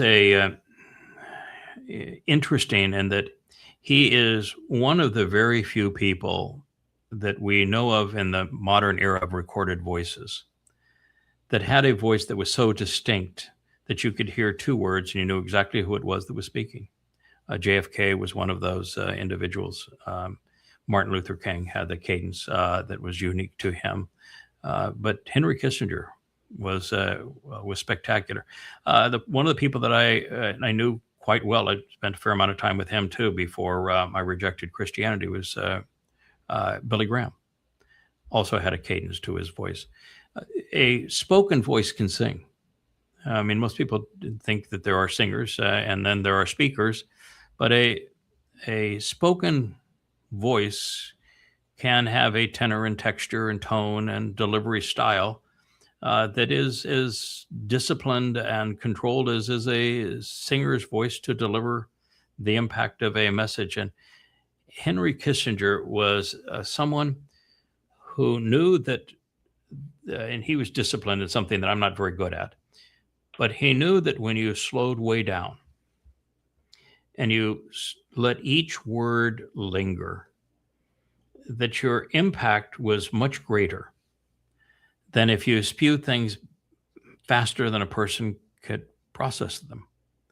And that was his style, and it was brilliant. Now, you know, I understand that he had his issues. I think that peace with honor with the Vietnamese was a tragic mistake, and he was Secretary of State for Richard Nixon during a time where Richard Nixon made a lot of mistakes, including his mistake with China that ultimately backfired on America. But as I can tell you that everybody has their mistakes. He was really a remarkable man. He so far beyond Marco Rubio in intellect and judgment that they're not even in the same stratosphere. As for American diplomacy, just one thought on American diplomacy. The reason American diplomacy is so cutthroat is because America's embassies are staffed with CIA. And the CIA in America is probably the most ruthless, deplorable, duplicitous, deadly, destructive organization in the country and among the worst organizations within the world. Hugely counterproductive to America and the world. And there is really no significant distinction between American diplomacy and the CIA. Yeah, I can't imagine working in this administration and having to go around and pick up the pieces of nonsense and try to explain to rational people what this idiot in the White House is saying and doing on a daily basis. I mean, poor Marco, okay, he doesn't even have his own shoes. Trump bought him shoes and he's been wearing, and they're like 3 sizes too big for him. You know, there's pictures of him with big gaps behind his. It's like he's recessed. His whole face is, and his eyes have shrunken in. Last night, Trump cornered at this meeting. It was Trump was supposed to sign some bilateral agreement between Democrats and Republicans on housing assistance that gave the Republicans something that they could run on to say, yeah, we're all for affordability. But it was a Democrat and Republican joint project, and he wouldn't sign it. And so he got all of the Republican senators together because they had voted against him having the authority to wage war in Iran. And he went apeshit. He literally went full Satan mode and threatened all of them and threatened them to the extent that first thing or last night after he left them, they voted in favor, they voted against restraining Trump's war rights in Iran. In other words, that the threats of Satan were so vile and so personal that they all capitulated. So that's what they're into. That's what Rubio is into. Mm-hmm. They can't resign and they can't continue.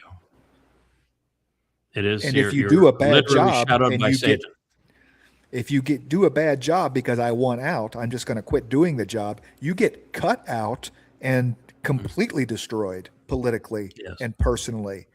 Yeah. Right. And if you leave that administration, and very few people leave it on their own free terms, and you speak out against Trump, he is the Hannibal Lecter of politics. There's never been a politician more vicious, ruthless, and vile as he is. He is a political rapist. And because it's his own, he's incestuous politically. Mm-hmm.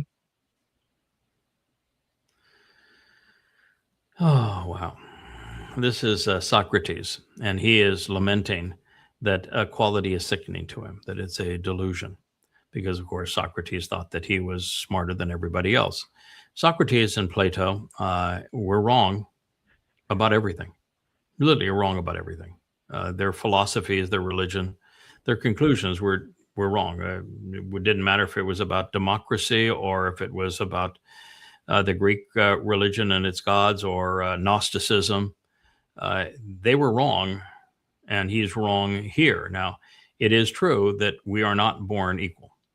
That is a delusion, and trying to perpetrate that delusion is something that creates an illusion that everybody should make the same, live the same, think the same. And that's not good. There are people who outthink and outwork everyone else. And if those people aren't allowed to succeed, really bad things happen. But what he is wrong is that those people who are exceptional are never forced to crawl in the dirt. If they really are exceptional, they will stand up and they will stay standing up and they will be above the fray, and they're not afraid to convey what they know to be right. And so he is wrong in that regard. You are not genuinely exceptional unless you can handle the attacks that come toward everyone who stands up against wrong.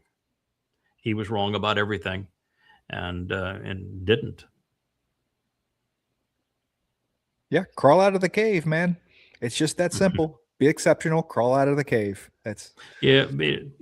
Don't be afraid. That was the thing one of the things that John, you'll know that so many times in the past that I've talked about the importance of being that guy that is standing up against the crowd. That everybody's going one way and you're the one that's saying, no, you're all going the wrong way. And the difficulty of people having an appreciation for the fact that the majority are always wrong. And that just because they outnumber the one does not make the one wrong and them right. In most cases, almost all cases, the majority are wrong. Mm-hmm. And they've always been wrong. And when they don't listen to the one who is explaining to them they're wrong, that they all are like lemmings running off the cliff. And there are very few people that will take the attacks, the aggravation that is necessary to be that one person who says, no, you're all wrong. And let me tell you what right is and why you're wrong. There's a lot of interesting conversations that the Greeks have. And Kevin mentioning the cave, I know we have Mr. Socrates or Socrates up there on the page. Yes. But, Plato's idea of the cave, that people are looking at these two-dimensional figures that are representations of 3D objects, and then upon finding their way out of the cave and seeing the world for how it really is, that upon returning, it is so dark that they cannot find their way back to the people who are trapped inside that cave to get them back out. And I think that's kind of a relatable concept for each of us, because even though we can walk through the steps of getting out of the cave on our own, you can't really bring anybody with you. No, you can't. And also what he is talking about really is Gnosticism. In Gnosticism, the 3D world that we're living in is called evil, and it's a flawed world where there's this imaginary world in another dimension that is perceived to be right. That's the spiritual world. So he's in the cave, he's knocking it down between 2 and 3 dimensions, where Gnosticism will have the debate between the 3-dimensional world of the flesh and the world of the spirit, where the spirit is right and pure. This is Pauline Christianity, and the flesh is wrong. That was the Gnostic approach that was promoted by these philosophers, and it was brought in wholesale into Christianity through Paul, and it's just flat out wrong. There is no imaginary world, and the 3D world that we're in isn't wrong because it's 3 dimensionals. It's wrong because of what we're doing within those 3 dimensions. And there is the way to get to a 4th dimension, but it all is predicated on what we do in these 3 dimensions. So their whole concept was wrong. Now, I do think that it is possible for an enlightened person to bring other people who are receptive to the light.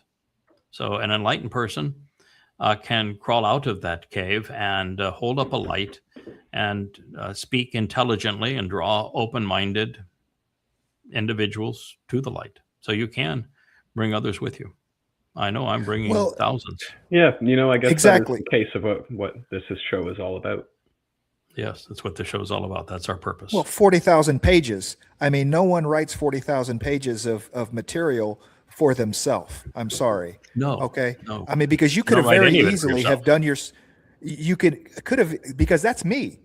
That I'm not a guy that's going out there telling other people, hey, this and trying to get people out of a cave. No. You guys want to be in the cave? I'll now, if you show up to me and we have a conversation, then I'll tell you I'll correct the record.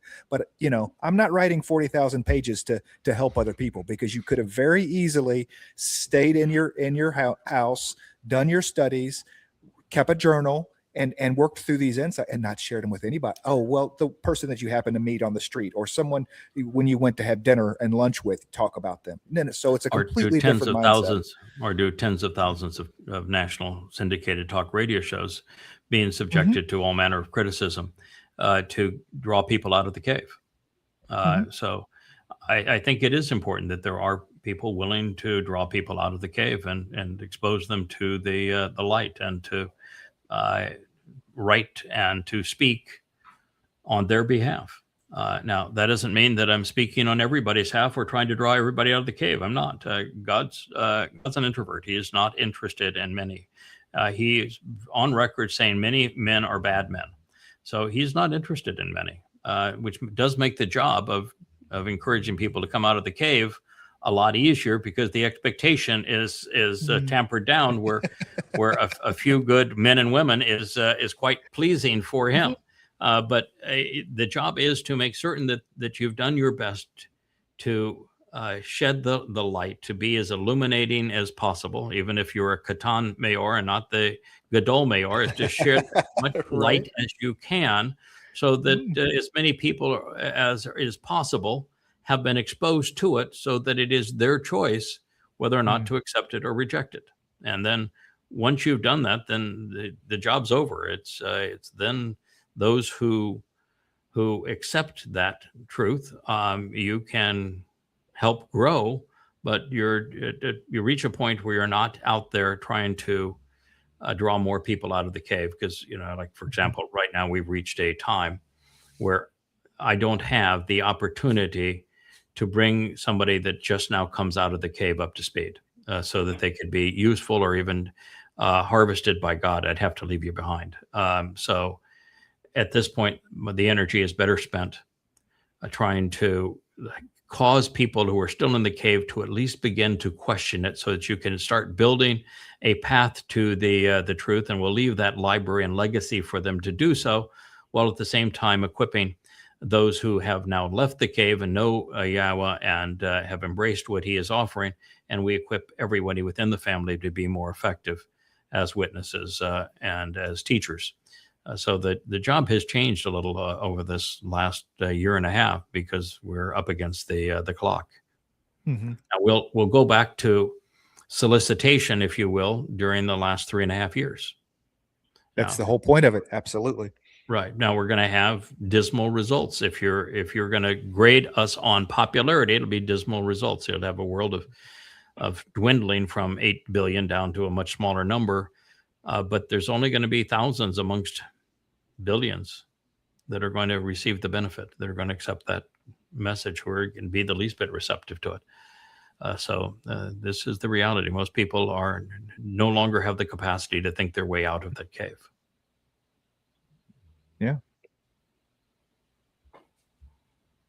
You give them the map, but the GPS puts them in the lake.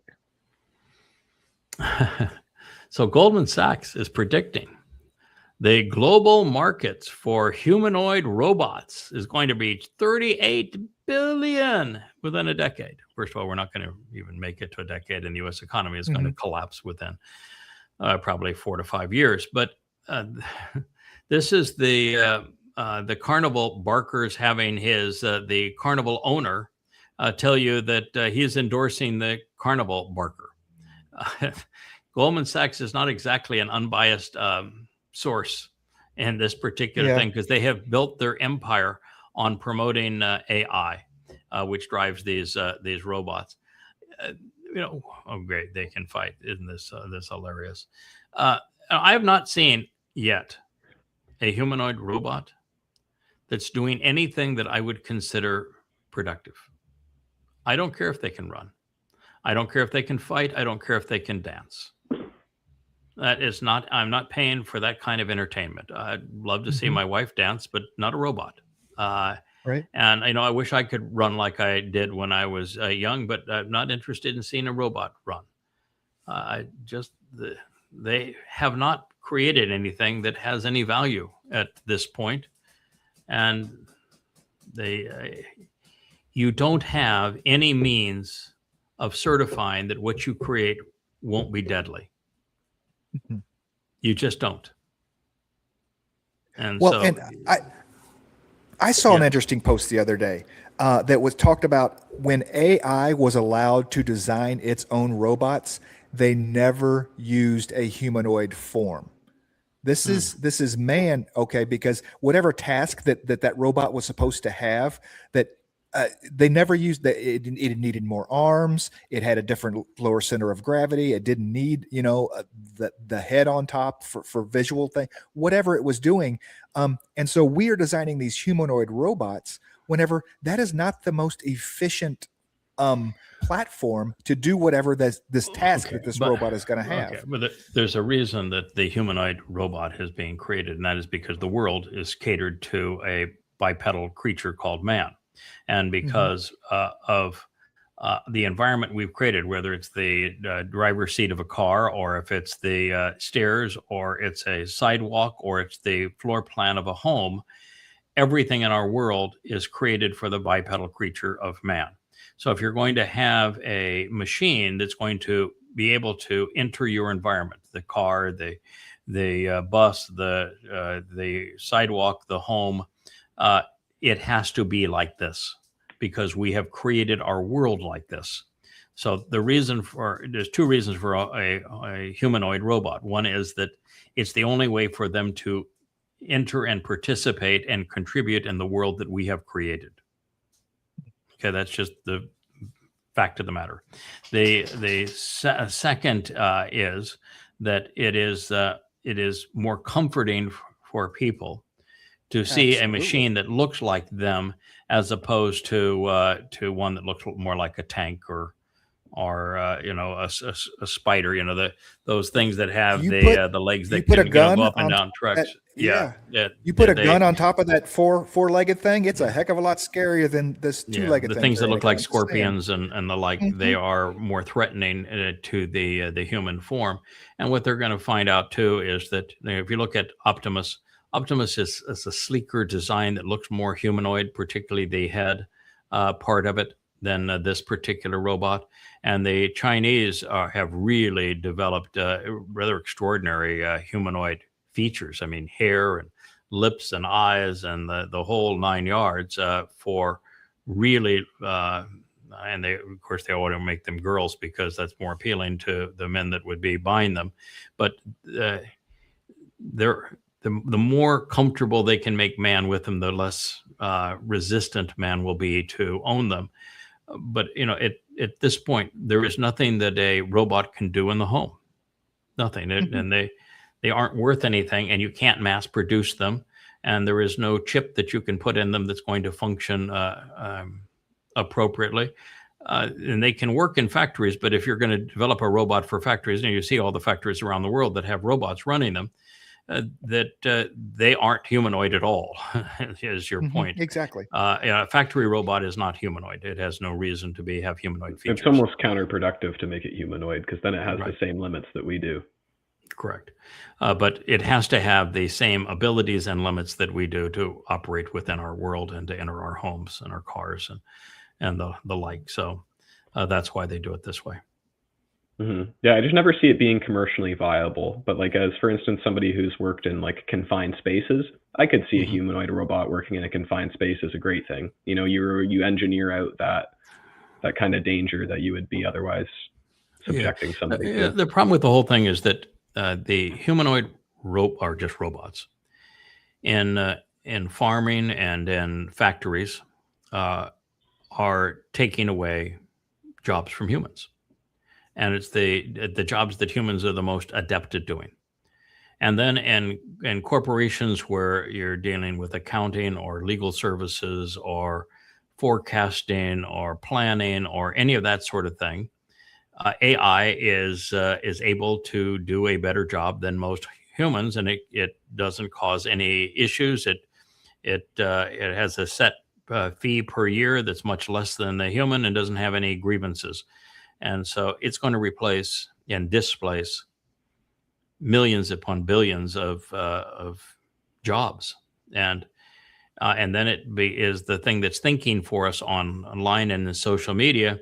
And so if you replace the two most important human endeavors, thinking and working, there's nothing left of humanity.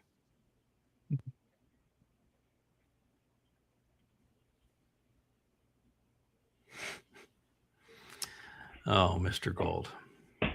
Everything in your life is about to take a positive turn. Don't give up. So many good things are coming. Hashem has promised. Yeah. Why don't you actually read the text and find out what Yahweh said? Because what Yahweh said is that we're in the time of Israel's troubles and that his name is Yahweh. It's not Hashem. And over the next 7 years, it's going to be the worst, the most negative turn in all of human history. Nothing will compare to this next 7 years. So by spewing out trash in the name of a fake God, you are deceiving people. Shame on you. People need to be, particularly Jews, need to be aware that there is no Hashem. There is a Yahweh.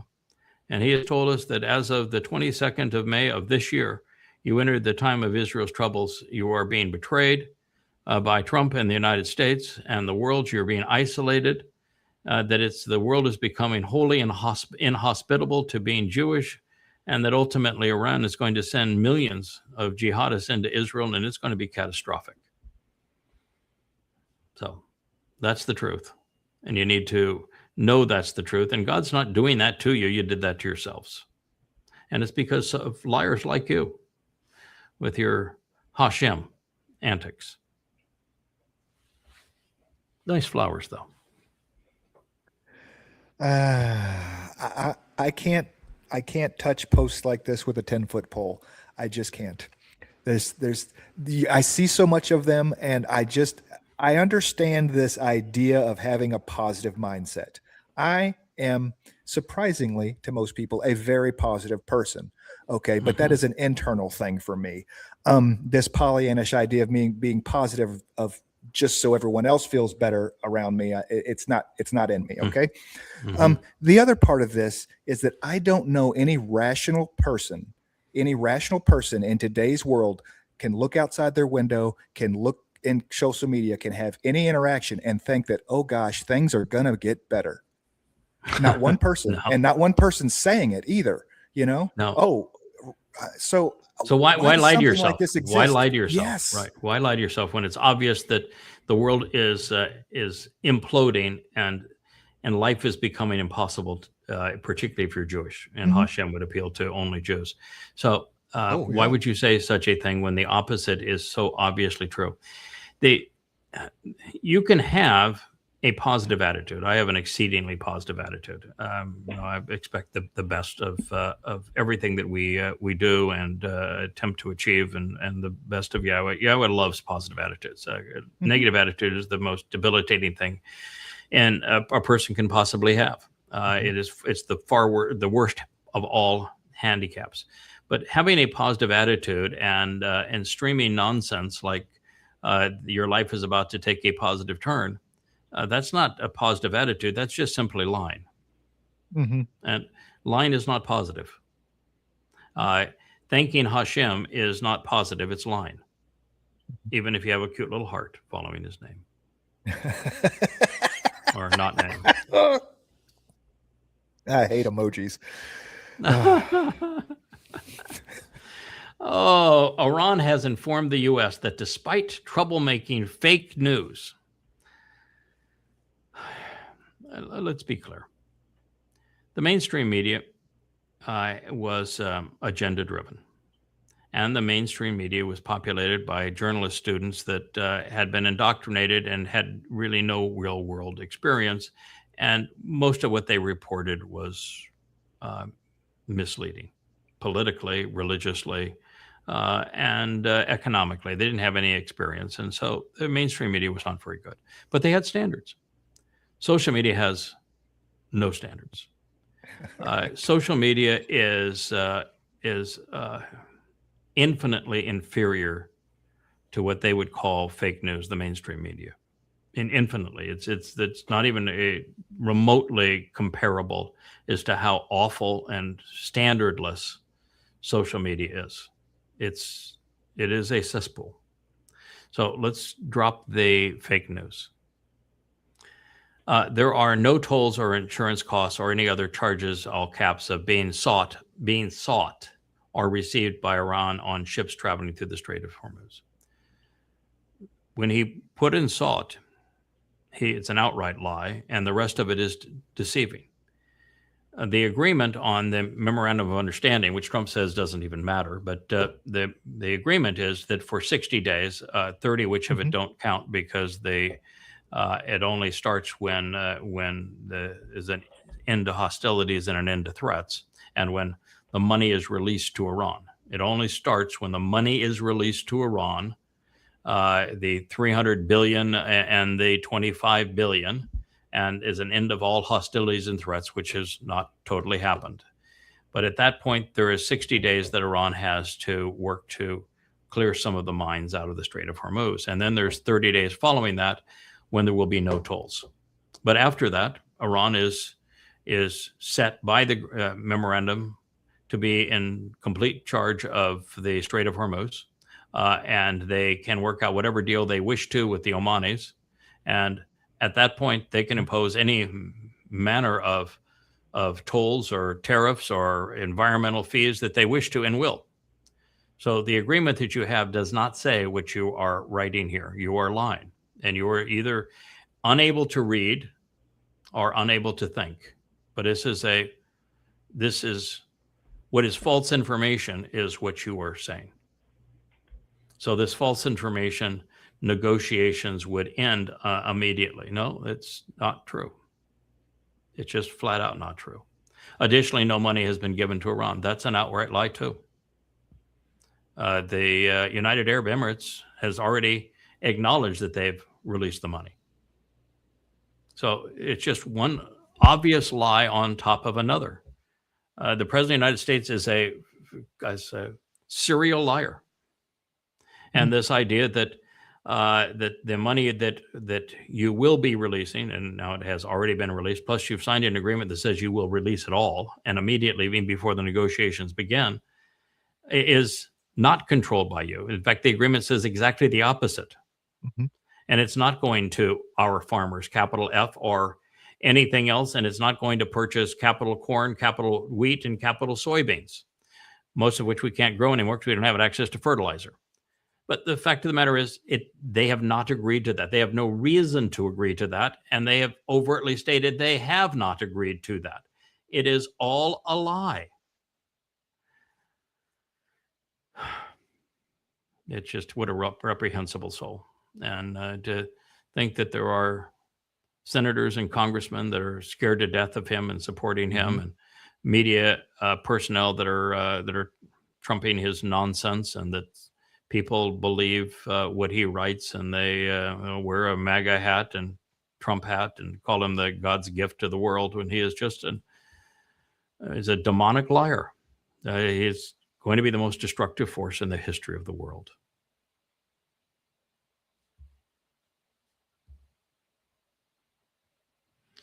There is no salvation outside the Catholic Church. One thing I appreciate, though, at least they wrote this on a black background. That was appropriate. And what he says is that the word for salvation doesn't mean salvation. If you play what he has written, literally says that salvation doesn't mean salvation in this case. And the fact is that the word Yasha, salvation, actually does mean salvation.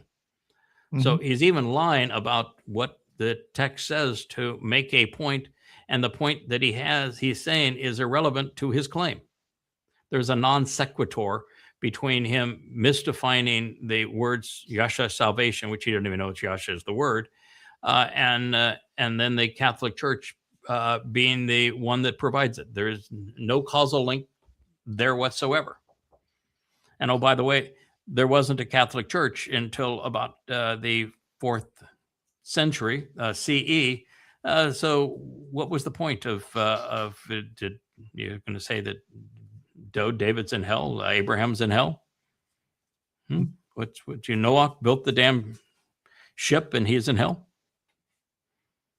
What Right. Jesus would have to be in hell too, because the Catholic Church is the only one with any salvation, and was no Catholic Church.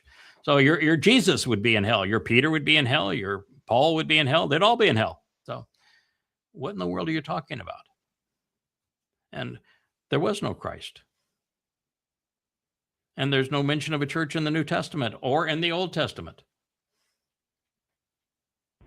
Yeah, his point was about being made whole, and the only things that make you whole are these sacraments, right? Church, baptism, No. Eucharist, No. penance. What, No, none of them make you whole, and Yahtzee does not mean whole. At least on the bright side, they all Yeah, get to be they're in the in- hole together. Yeah, they'll all be in the hole HOLE, together. Sheol. Yeah. Thank you for the clarification. Yes, he did speak of that it speaks of being whole. No, it doesn't. There is no connotation associated with the Hebrew word for salvation, which is yasha, that speaks of whole. It means to deliver, to liberate, to keep from harm, and to save. That's the definition of yasha. It's in the name Yeshua ben Nun. It's in the name Yashaya. It's a very common Hebrew verb, and it does not mean whole. And there is no basis anywhere in the Torah, prophets, and Psalms for being made whole, ever. The means to redemption, if you will, is through the covenant, which they don't mention, the Bereth, and through the Moedim, which they don't mention, which God sponsors, the terms and conditions of the covenant, as delivered through the Moedim, the 7 annual meetings. They add to our lives, Pesach, the doorway to life. They remove our guilt, which is religious guilt on matzah, so that we can Bikurim, become firstborn children. And these are the means to us leaving the trap of 3D world that we're in now and going into 7D world where Yahweh is. And none of that is about being whole. As a matter of fact, it is to have something taken away, not added to. Yeah. You have your guilt taken away from you. It is nothing about whole in the concept. So not only is it a non sequitur, you don't know your etymology. And there is no correlation between the Catholic sacraments and anything being whole. Baptism is a completely pagan act, purely pagan. There is no endorsement for baptism anywhere. And even your mythical Jesus didn't baptize. So, since your mythical Jesus didn't baptize, and there's no mention of baptism anywhere in the Torah, prophets, and Psalms, baptism, which is a pagan rite, is purely pagan. The Eucharist is doing exactly what God says don't do. If you want to play your Eucharist, which you claim it is, that it's the body of your Jebus and it's the blood of your Jebus, God says don't eat people and don't drink blood. And there was no Jebus. And that's not the purpose of Pesach, Matzah, and Bikurim. No, everything that you say is wrong, and it's stupid wrong. And the Roman Catholic Church is nothing but an evolution of Imperial Rome, and it is the very beast that Gabriel spoke of. You are the beast. You are Babylon.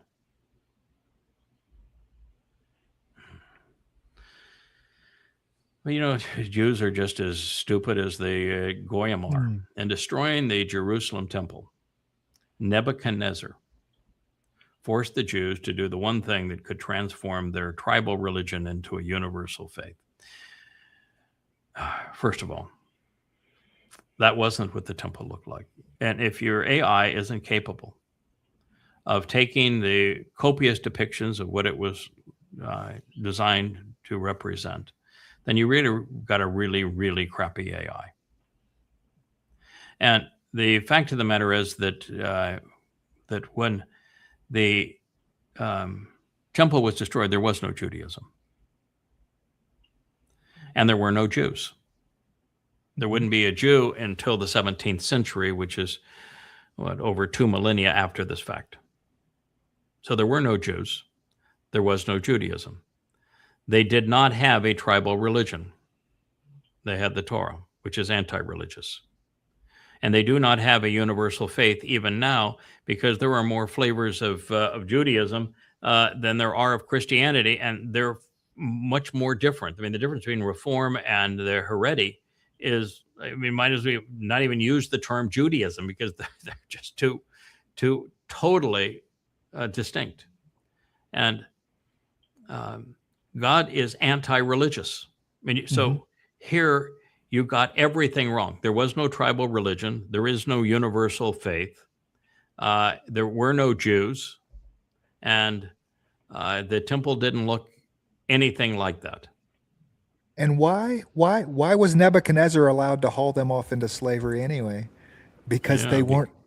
It wasn't a tribal religion. They weren't listening to Yahweh. They weren't observing the Torah. Right. Yes. Yeah, that's right. They weren't listening to Yahweh and weren't listening to his prophets.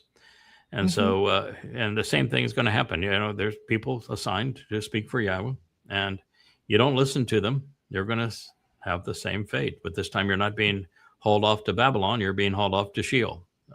You get everything wrong. You know, there are aspects of the Torah and the prophets that remain really troubling. Aaron is really troubling. God killed everyone who was responsible for building the golden calf. The golden calf, which, by the way, is a bull, was part of the Pharaoh's Apis religion. It was all about the pharaohs and their resurrection, bodily resurrection, and that sort of thing. And God had them being given parting gifts from the Egyptians, so they would have the wherewithal to build the implements of his tabernacle and the like, and have some spending money when they get to Israel, so they wouldn't leave broke. They had worked all that time, and 80 years as slaves, they were entitled to compensation, and that's what the Egyptians gave them on the way out. And here, with Yahweh freeing them from Egypt, the first thing they did is build a religious idol. And God had the people who did it swallowed by the earth. But Aaron was the ringleader. Why was he allowed to continue? Right. Why before that did God form a relationship with Abraham when he was such a scallywag? He was a nothing burger. He was a terrible fellow, not very bright.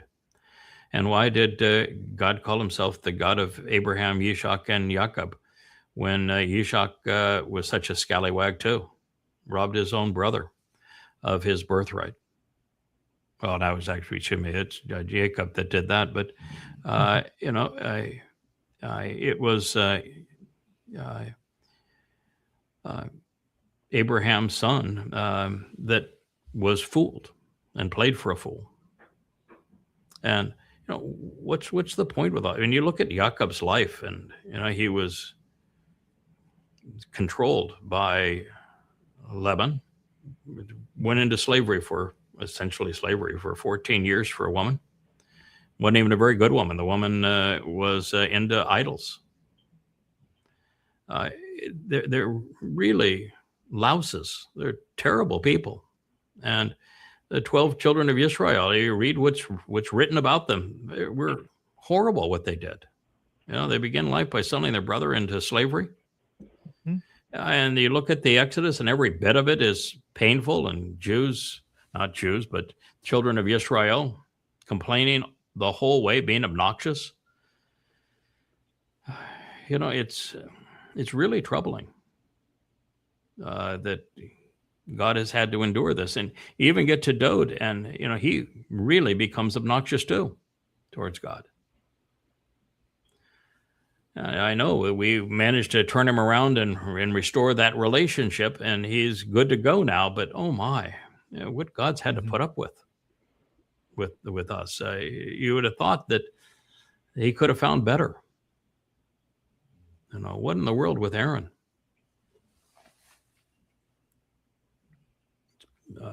Is Aaron's only role? He is the alternative. Yeah, and he was the carrot. He was the help as far as, remember Moshe says, I don't speak very well. And so, well, your brother Aaron can't shut up. Take him with you. He'll do all the talking, right?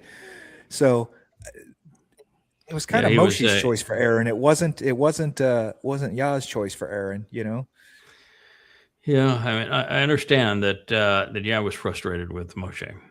He had given Moshe every advantage and every opportunity. And he was the only person on the planet that had been prepared to do this. And he'd been prepared 80 years ago to do this particular mission. And when God came to him after what was a miraculous birth and a really extraordinary young life, and Moshe said, I'm not going to do it. And God got exceedingly frustrated with him. And so, I understand why God says, all right, so you say you can't talk, even though I've told you that I designed the mouth and the tongue, so I might be able to make them work effectively. So that's pretty much nonsense. So I don't know why you're so reluctant. And I saved your ass in Mitzrayim. I gave you a spectacular upbringing in Mitzrayim, and brought you here safely and got you, marvelously married with a wonderful life here. And I did all that for you to be present so that you could do this. And oh, by the way, I tested your sorry soul in Mitzrayim as Joseph, a name which means I'll do it again. And your reluctance to do which you've been called to do because your mother and father told you. That was very frustrating for God. And it was even frustrating for God, I'm sure, to tell him his name because his mother was named after him. Right. Yeah. So Yochebed, significant to Yahweh. So it's frustrating for God. So I know that what God much really would have preferred is you're complaining that you don't talk well and your brother's a blabbermouth. But, think this through. How did his brother even get there? How did his sister get there? We were told that Moshe escaped. How was he able to escape with his brother and sister? Mm-hmm. Really? Unless we have a divine hand. The Egyptians are not going to let a murderer of an Egyptian just walk out, and to walk out with your brother and your sister? I don't think so. Well, and their families. I mean, it would be several people going because we ain't going back. So it's not like I'm going to go back and visit Mitzrayim, and I'm just going to hang out. Yeah. And clearly he left with his mother and father. Mm-hmm. Moshe did. And then he wouldn't go. He wouldn't do it. He just said no. Yahweh was livid, as he should be. And Aaron was going to be a disaster. But, and the only thing you can think of is that the children of Israel were going to be a disaster. God knew, Moshe even knew. The reason Moshe didn't want to go, he had tried to help them once before and they turned on him. So he didn't want to go back. He knew what they were like. Yahweh knew what they were like. God wasn't saving them because of who they were. Saving them because he had made a promise and he was going to honor that promise. And the way he was going to honor that promise was through Moshe. Because he always works through men and never works alone. And therefore, to do this, he had to have that man be the one. And so the blabbermouth was there. But that's what happens if you employ a blabbermouth who will speak on his own or do work on his own initiative. You get stuff like this. Right. But it's really tragic when you read who he had to work with. And then some of the times, John, I'll sit there because we talked about this story and then saying, well, he's deployed me now 7 times already. And I'm not the sharpest guy in the world either. Surely he should have been able to do better. And then you realize, well, compared to these other dudes, I mean, it's hugely superior what he got on this deal compared to what. I was thinking the exact same thing. Hugely superior. But once again, you'd say, but this is your ace, this is your guy, and and I know me pretty well. You should have been able to do better than me. But and then you look at the other players that he tried to work with, and they're just miserable. Yeah, there's definitely a lot of fumbles in the stories that are told. Moshe was a terrible fumbler. I mean, Moshe blew it all over the lot. Yeah, so, Ilya, who we deeply love, he blew it all over the lot too. yeah, it definitely makes me feel better about who I am and what I'm capable of. I'm not really. Yes. Yeah, you're not going to worry about being perfect, right? Yeah, exactly. I'm not really worried about that. I'm sorry, my cat just ran on my keyboard and muted my mic That's here. okay. But I'm more than willing to kind of make a fool of myself publicly on camera in front of everybody because it's not really a big deal. It's Well, not the we're biggest not deal in making the world. not making fools of ourselves. And the thing too is that, well, to speak of things that people don't want to hear, that are in opposition to everything that that is being promoted as a lie, and to go onto social media in an environment where the only people that are popular are the anti-Semites and conspiratorialists and political and religious hacks. That takes some doing, and you're never going to have an audience. So it does take some courage and some wherewithal and a willingness to say, I'm going to go out and do it. Will not worry about how well we come across. We're doing it because it's the right thing to do. Yeah, for sure. And I just think it's definitely reassuring to be able to look back at say Moshe's fumbles, and he's a very, very important individual in this Yes. entire overarching story. And Yeah. there was a lot of space for Moshe to make mistakes, and I think similarly there'll be space for all of us to kind of stumble our way through life. Yeah. I mean, the mistake he made when he told Yahweh, no, I don't want to do this, and over again, no. And then he finally does it. And even before any one of the signs that Yahweh ultimately delivered, he goes to Pharaoh, which would be Tutmos, the great Tutmos III. And he delivers his lines to Tutmos, and Tutmos mocks it. It makes life more difficult for the Hebrews that are working. And so Moshe turned to God and said, "You're a louse. You're a complete failure." It's what he told God.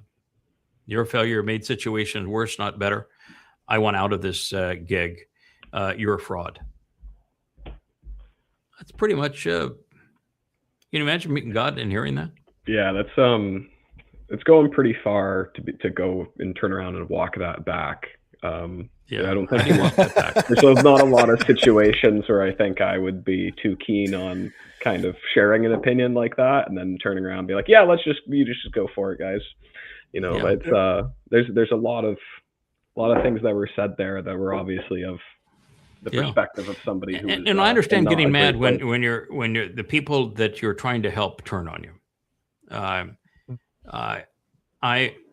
The only time I can recall getting frustrated with God is when these malignant mother goddess cult, whom I poured my heart into and taught and led and protected, and the ringleader is somebody that I paid $20,000 to try to help, and then she promotes the lie under the hashtagging my name that this is a cult, and yet everybody that has been part of a transfer of money with me, it's me giving them money as opposed to the other way around. And most people that are part of this relationship, I didn't even know for the first 10 years that they were reading the books. Didn't even know them, not much less Yeah, controlling for sure. their lives. Didn't even know them, and yet they would lie about this and then promote it by hashtagging my name. And I just went to God and said, this flat out not fair. This is you're going to need to do something about this, because this is just not fair, not reasonable. I'll take all of the attacks that you want to give me from the outside of the religious and the political, who I'm impugning for you. And I know that's part of the territory, and I know that this is a job that will never be popular, and I'm happy to continue to do it. We've got a great working relationship. I'll continue to do this job, but this is really mean. This is when it's people that you have bent over backwards to help, and that you've contributed so much to, that have saying this kind of nonsense. Now they're going to YouTube and claiming that we're defaming them, and that's in violation of the rules, when all we have done is defend ourselves against the attacks that they have relentlessly launched. And even doing so, we don't mention names when they actually hashtag my name. Yeah. And you just go, This is disgusting. It's dirty. It's filthy. You need to do something about this. So that's the only time I can remember getting frustrated, but that's a far cry from saying, God, you're a louse, you're a farce, you made things worse, I want out. It didn't even come within a billion miles of even thinking that, much less saying it. And I think it's appropriate to express frustration, to say, I've spent my last 25 years overcoming obstacles and getting back up and making mistakes, learning from them, and going back at it, and putting myself on as a target. And I'm delighted to continue to do it. And I'll even lay down my life and let that piece of shit Rahab torture me. I get the whole thing. I'm all in. But yeah, this is really a low blow, and the fact that they're disparaging my wife in this way, it's so disgusting. It's very interesting in retrospect, because if I remember correctly, this whole kind of ordeal of that individual started over them wanting to be included in a story and kind of taking a symbolic association with that. And it's very interesting now that in the last year, coming away from that, after we've watched you go back to the garden and exploring that, and then going back to the luminaries and figuring out who these individuals are, and discussion of the redeployment of certain souls. It's just it's very interesting insofar as the timing of that, because I feel as if you were to visit where we are now, with the story of, say, Ruth and Boaz and Adam and Shem, right, that I think there would be maybe a more of a tendency for people to be looking to write themselves into the story. So I think it was, although it was unfortunate, it was I think it was for the best that it happened the way it did, in the timing that it did. The Yahweh's answer to me was very close to what you just said, which is that he has endured the fractured family of his people for a better part of 6,000 years, and particularly the last 3,500 years to 4,000 years. It's just been one fracture after another, and it's irritating. And he says it's just like Hosea. Unless you're married into it and you feel that pain and you understand that pain, then you really can't. You're not in a position to speak for me, because I want somebody that is speaking for me that knows the pain that I've endured with my people. You can't speak for me without empathy. So this job requires feeling the pain, enduring the pain of a fractured family. And so God says that you had to endure it. This was important for you to endure, because then you're in a position to speak of me and for me in a way that is impassioned, because this is what I have dealt with. And then the other is, why do you think I wrote the story of Miriam in Numbers 11? Why do you think that? And Numbers 12. Why did I tell that story? Why do we have these stories that permeate the prophets, that speak specifically to what they did to you, and that I provided you with? Well, look at Yeshaya, when he, in 57, and he is speaking of those who claim that this harvest was theirs and didn't go, and are belly aching about it, and now are going to go to Sheol. He's written the whole story. The introduction of the Choder is not in Yeshaya. It's written by Ethan Hajraki in the 14th Mashal, and it begins by acknowledging the attack on the Choder's wife. And so God's answer was, I've defended you. I've given you scores of prophecies that speak to it. But it was important that you endure it, and it's important that I defended you. And so there we are. Are we cool now? Sir. Yeah. Yes, and sir. I don't We're know cool. anyone sane that wants to write themselves into this story. No. Good God, you don't want to write yourself into this story. Yeah. Look at poor Leah. She had always been anonymous. She was happy being anonymous. She's an introvert. She did not want to be known in the story at all. She was just happy as a lark, being the Ruth in my life, supporting what I was doing. That was just glorious for her. And then she comes and she presents the 31st Mashal, where she is clearly written into the story. And then we tie that into the story of Ruth and into the story of Leah. And we go to all of the absolute proofs that this is for real, that she was the one who was there, as was I. And she's now undeniably the Amma, and she is Asherah. And she is now dealing with this, and as Rich will say, knows that the first few months of it has been really, really tough. And I think it's finally now, as I'm going and rendering, because when you're written into the story, you're a target, and being a target is no fun. And finally, and then all of a sudden you have all this responsibility, where prior to that it was just fun, and now you've got responsibility. The thing about the story of Ruth that is going to help her, and at first it was a shock to her. Ruth completely surrenders to Boaz. She just falls at Boaz's feet and said, I want to be perceived as your slave. I'm not going to be like the other slaves, but I want to be your slave. I am all in. I completely trust you. You're it. And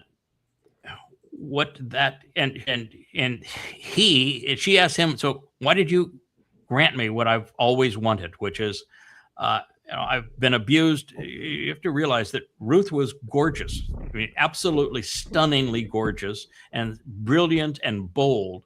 And so much so she was ostracized by her own people, which is why she ended up marrying a man who was named Sick and Dying, and one that died out from not of her people. Because your people wanted nothing to do with her. A woman that bold, that bright, that beautiful, she was ostracized. And she spent her whole life being ostracized. And finally she said, you get me. This is it. I'm going to die right here. I'm going to work here. I'm going to die here. And what Boaz, what he actually says is one of the most impassioned speeches ever. But he says, you were willing to azab, forsake your mother and father. Well, they were abusive to her. They didn't like her either. She's an acquired taste. Even to now, she's an acquired taste. And you rejected your own people and that religion of Moab. You rejected all of that, and you left it all to come to a people that you didn't even know before the day before yesterday. And he says, I am in a position of authority here. I have compelled everyone who knows anything about your story to tell me every nuance of your story. I know your life better than you know your life. And I've also listened to Yahweh. What he said is, God says, I'm going to finish the work that you've started. And so that means that we're going to finish the work that you've started. And that's when she just says, oh, then this is I'm going to surrender right here. And he then comes out with a speech to his people. And mind you, he's the most powerful, influential, wealthiest man of all Israel. There isn't even an Israel at the point. There is the 12 tribes, and he's in Bethlehem, and he is the leading landowner. He is the man that everyone respects. He is named as the most powerful person there is. Yahweh names one of the 2 columns of the temple after him. This is an extraordinary man. And this man then goes and he tells everyone that worked with him. He says, don't you give this woman any flack. You do not criticize her. You do not get in her way. You do not abuse her in any way. And then he says, you make certain that she is not only can glean in our fields, but I want you to go back, and what you have harvested, I want you to unharvest, so that it's easier for her to be productive in our fields. And don't you dare touch her. And then he hand feeds her. And the story is so compelling because he says, I now know that God has told me he's going to complete the work that you have started. This is our work.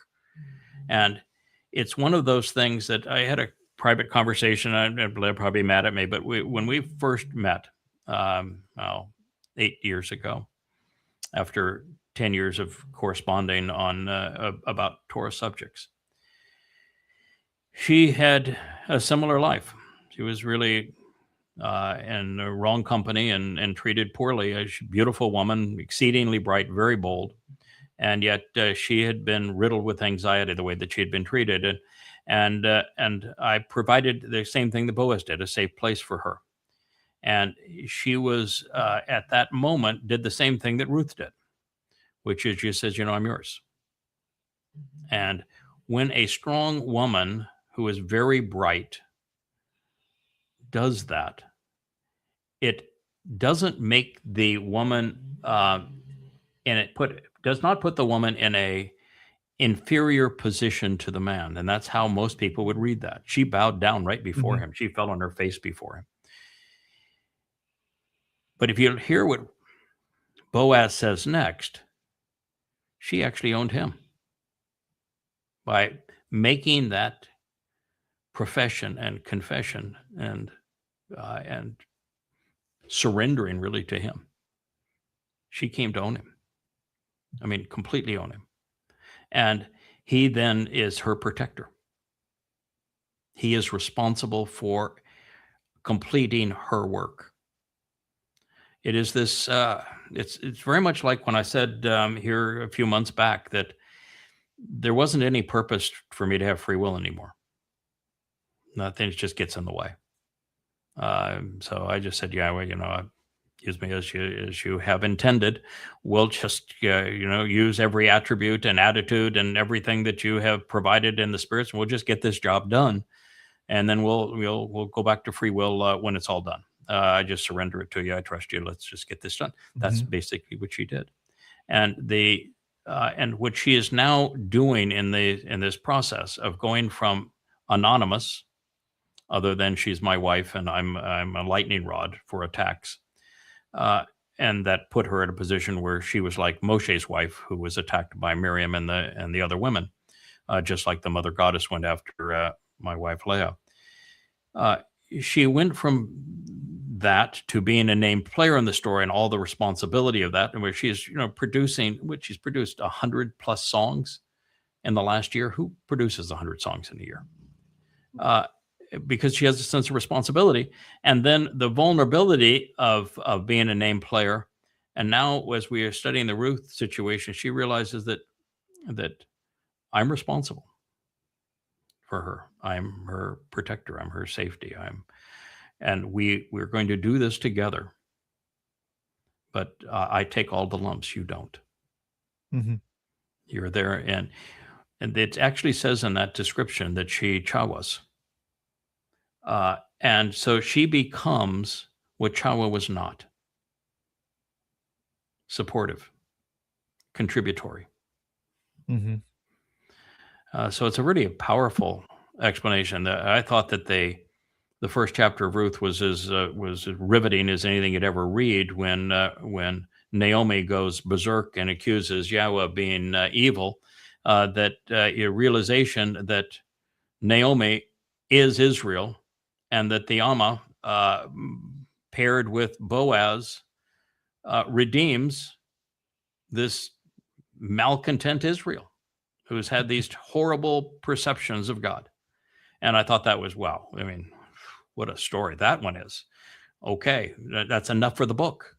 And then you get into this relationship between this man and this woman, and how she surrenders to him, and how he comes up with this whole diatribe of, I know exactly who you are and what we're going to do together, such that she's for the first time comforted and knows that she's in the right place.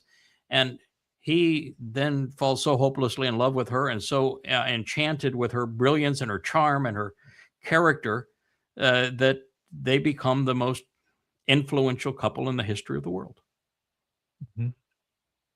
Literally delivering the kinsman redeemer multiple times. So it's just an amazing story, but that's how you can go from being anonymous to vulnerable back to protected and productive. You've got to protect the vine for it to be productive. Cold snap, wind, drought, so many things, pests will destroy its ability to be productive. Mm-hmm. You've got to protect it. You've got to nurture it. You have to prune it, So another responsibility. This one's at least pretty and smart Right. and contributory. Mm-hmm. But I think you'll see a difference as she settles into the Ruth story because it's revealing. The first response was, "Oh, I couldn't have done that. Oh my God, that's exactly what we were like. That's exactly what we said to one another. That's exactly how that played out." And so it is really, really weird to see yourself in a story that's 3,200 years Yeah. old. But it's the only way that God could have kept the whole thing on track. Yeah, there was a brilliant plan. I really respect the plan, and He made it hard. Imagine how hard it was on Noach. Imagine how hard it was on Chinook. How hard it was on Ethan Hajraki. How hard it was on Ruth and Boaz when they bore Emmanuel, Dode, to fulfill Pesach. Mm-hmm. And yet you find Dode so appreciative of that support in the middle of him discussing the pain of crucifixion in the 22nd Psalm, Mizmor, and then of going into Sheol. He speaks of his father protecting him in Sheol, and his mother gave him the strength to endure Pesach. Mm-hmm. I mean, so, the appreciation is there, and you can see that the work paid off. All right, well, we'll do one more, and then we'll call it quits here. Elon Musk says that SpaceX wants to take people to the moon, Mars, and beyond. Bull. Absolute BS. He is worse than the snake oil carnival barker. Really, he is. He's nothing but a con artist. That's who Elon Musk is. He is a con artist. No one is going to live on the moon.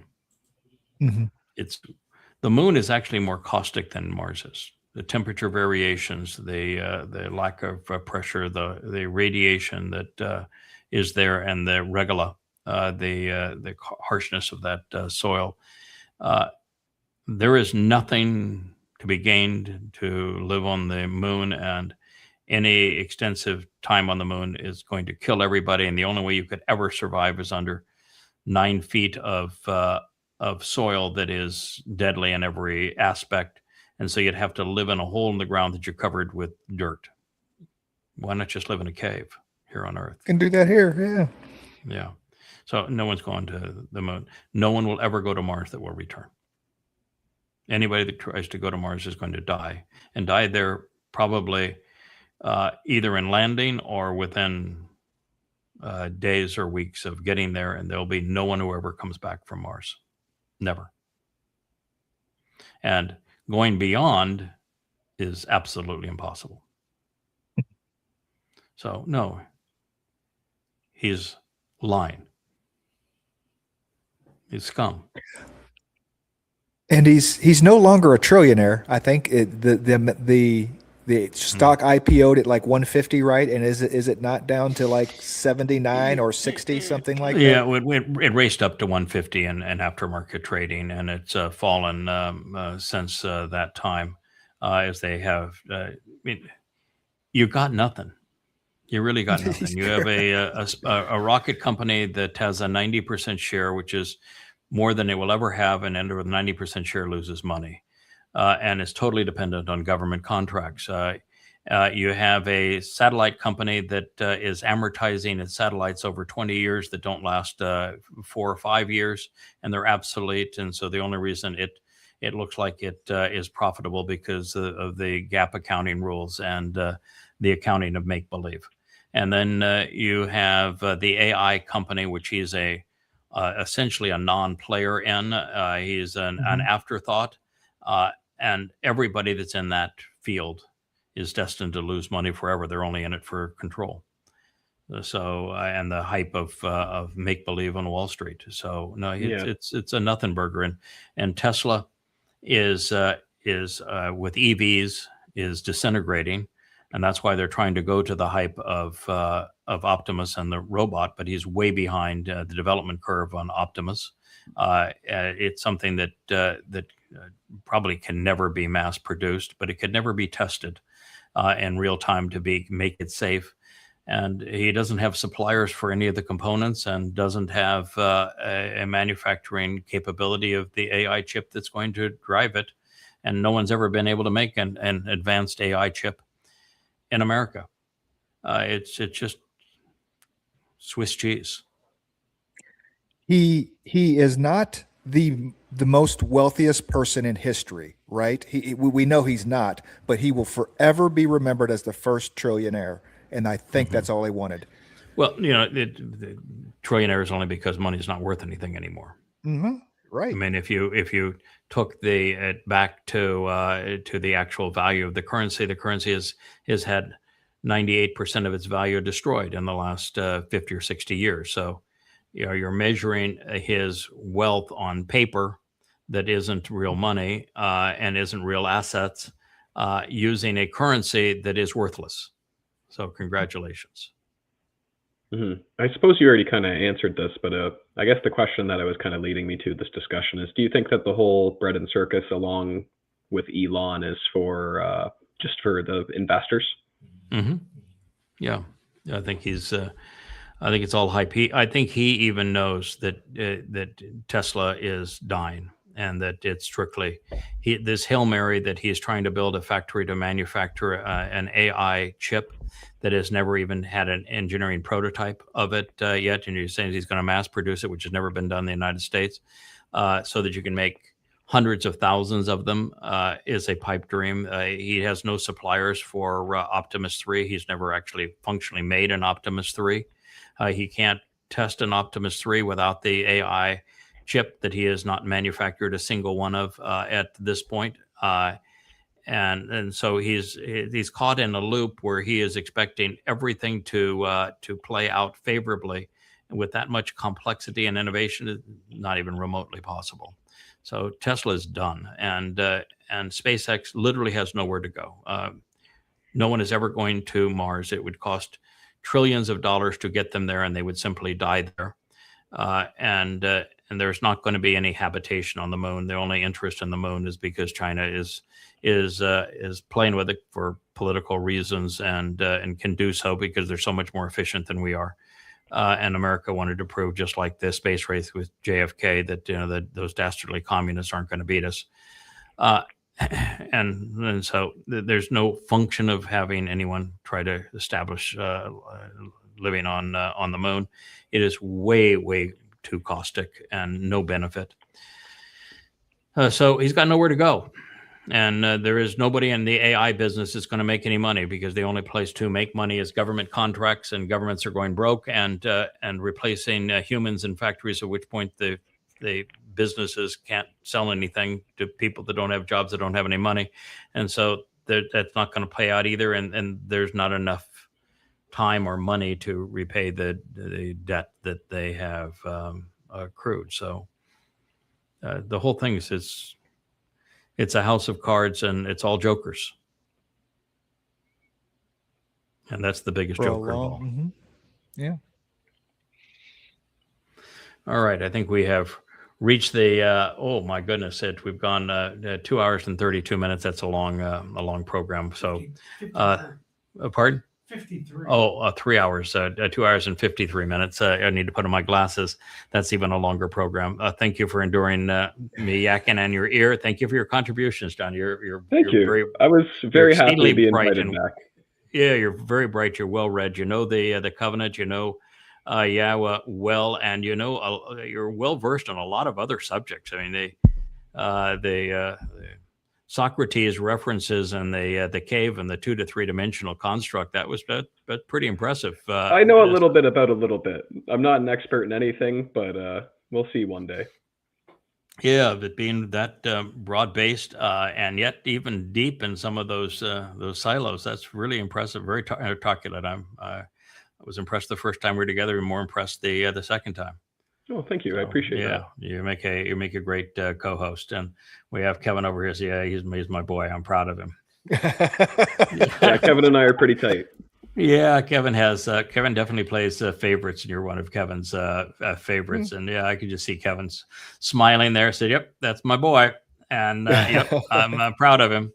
So, congratulations to both of you. Thank you, Rich, for producing this, and we'll try to sneak in a luminaries this afternoon, and in between continuing to write about Ruth, if I can keep my emotions in check, because that's a really, really emotional, personal story. Yeah, we're just now having a line I just transferred to saying that Ruth acknowledges that she's a Nakara, and she refers to Boaz as a Nakar. And then you have Naomi saying that Boaz is not only a Nakar, but he is our kinsman redeemer. So it's really deeply personal, and expectations to live up to, and wow. And that's a story that I don't think anyone was ever in a position to appreciate before. And it's such a deeply personal, amazing story of a man and a woman and their people and their God, and what all transpires because of them. And these are the great grandparents of Dowd, who served as surrogate parents of Dowd when Dowd fell off the wagon, and actual parents of Dowd when he was delivered to fulfill Pesach, Matzah, and Bakodim, and then brought back again to restore Dowd's reputation and Yahweh's name with his people. So the lives are forever interwoven at this point. There is no, and they were even prior to that with Noah and Shem. Yeah. Yeah. So it's a great story. There's still a lot to uncover. There's still a lot to uncover. There's, that we have 1,000 years after the next 7 years. And I don't think first of all, I don't think that based upon what I'm witnessing, that I'm going to lose my day job. I think I'll be able to continue to write these stories and these books and convey them, even as part of the vlog. I think there's a lot of people that are doing vlogs that are really, really, really good as part of the covenant. But again, I'm not in much jeopardy of being replaced. And by the way, if I were being replaced, I'd be out of way to go, man. Right. You go, man. You go, Here girl. you go. Yeah, here you go, man. I'll give you. Here's my mic. I'll give you my mic. I'll give you my camera. I'm out of here. Definitely gonna have tenure for a while longer yet. That you're stepping right up. But it is good to see what is developing. I couldn't be prouder of what we're doing as a family. It's wonderful. The timing is great, and these programs I think are helpful. I think even having the daily program, Rich, and this was Rich's request and Leia's request, and Kevin has been the mechanism behind it going, and then the co-host. Like this, talking about just all of these issues which are pertinent to people's lives today, has worked really well. So thank you, John. You're terrific. Thank you, Kevin. Goodbye, Mr. Mux. Go and fool somebody else. There's always a fool to fool, and you have certainly become expert at doing so. All right, Rich will give it a close. Wookie is saying it's time to go stretch our legs. Goodbye. Goodbye, everyone. Hey there, thanks for tuning in. That was Fetch. Gotta run now. Catch y'all on our next podcast.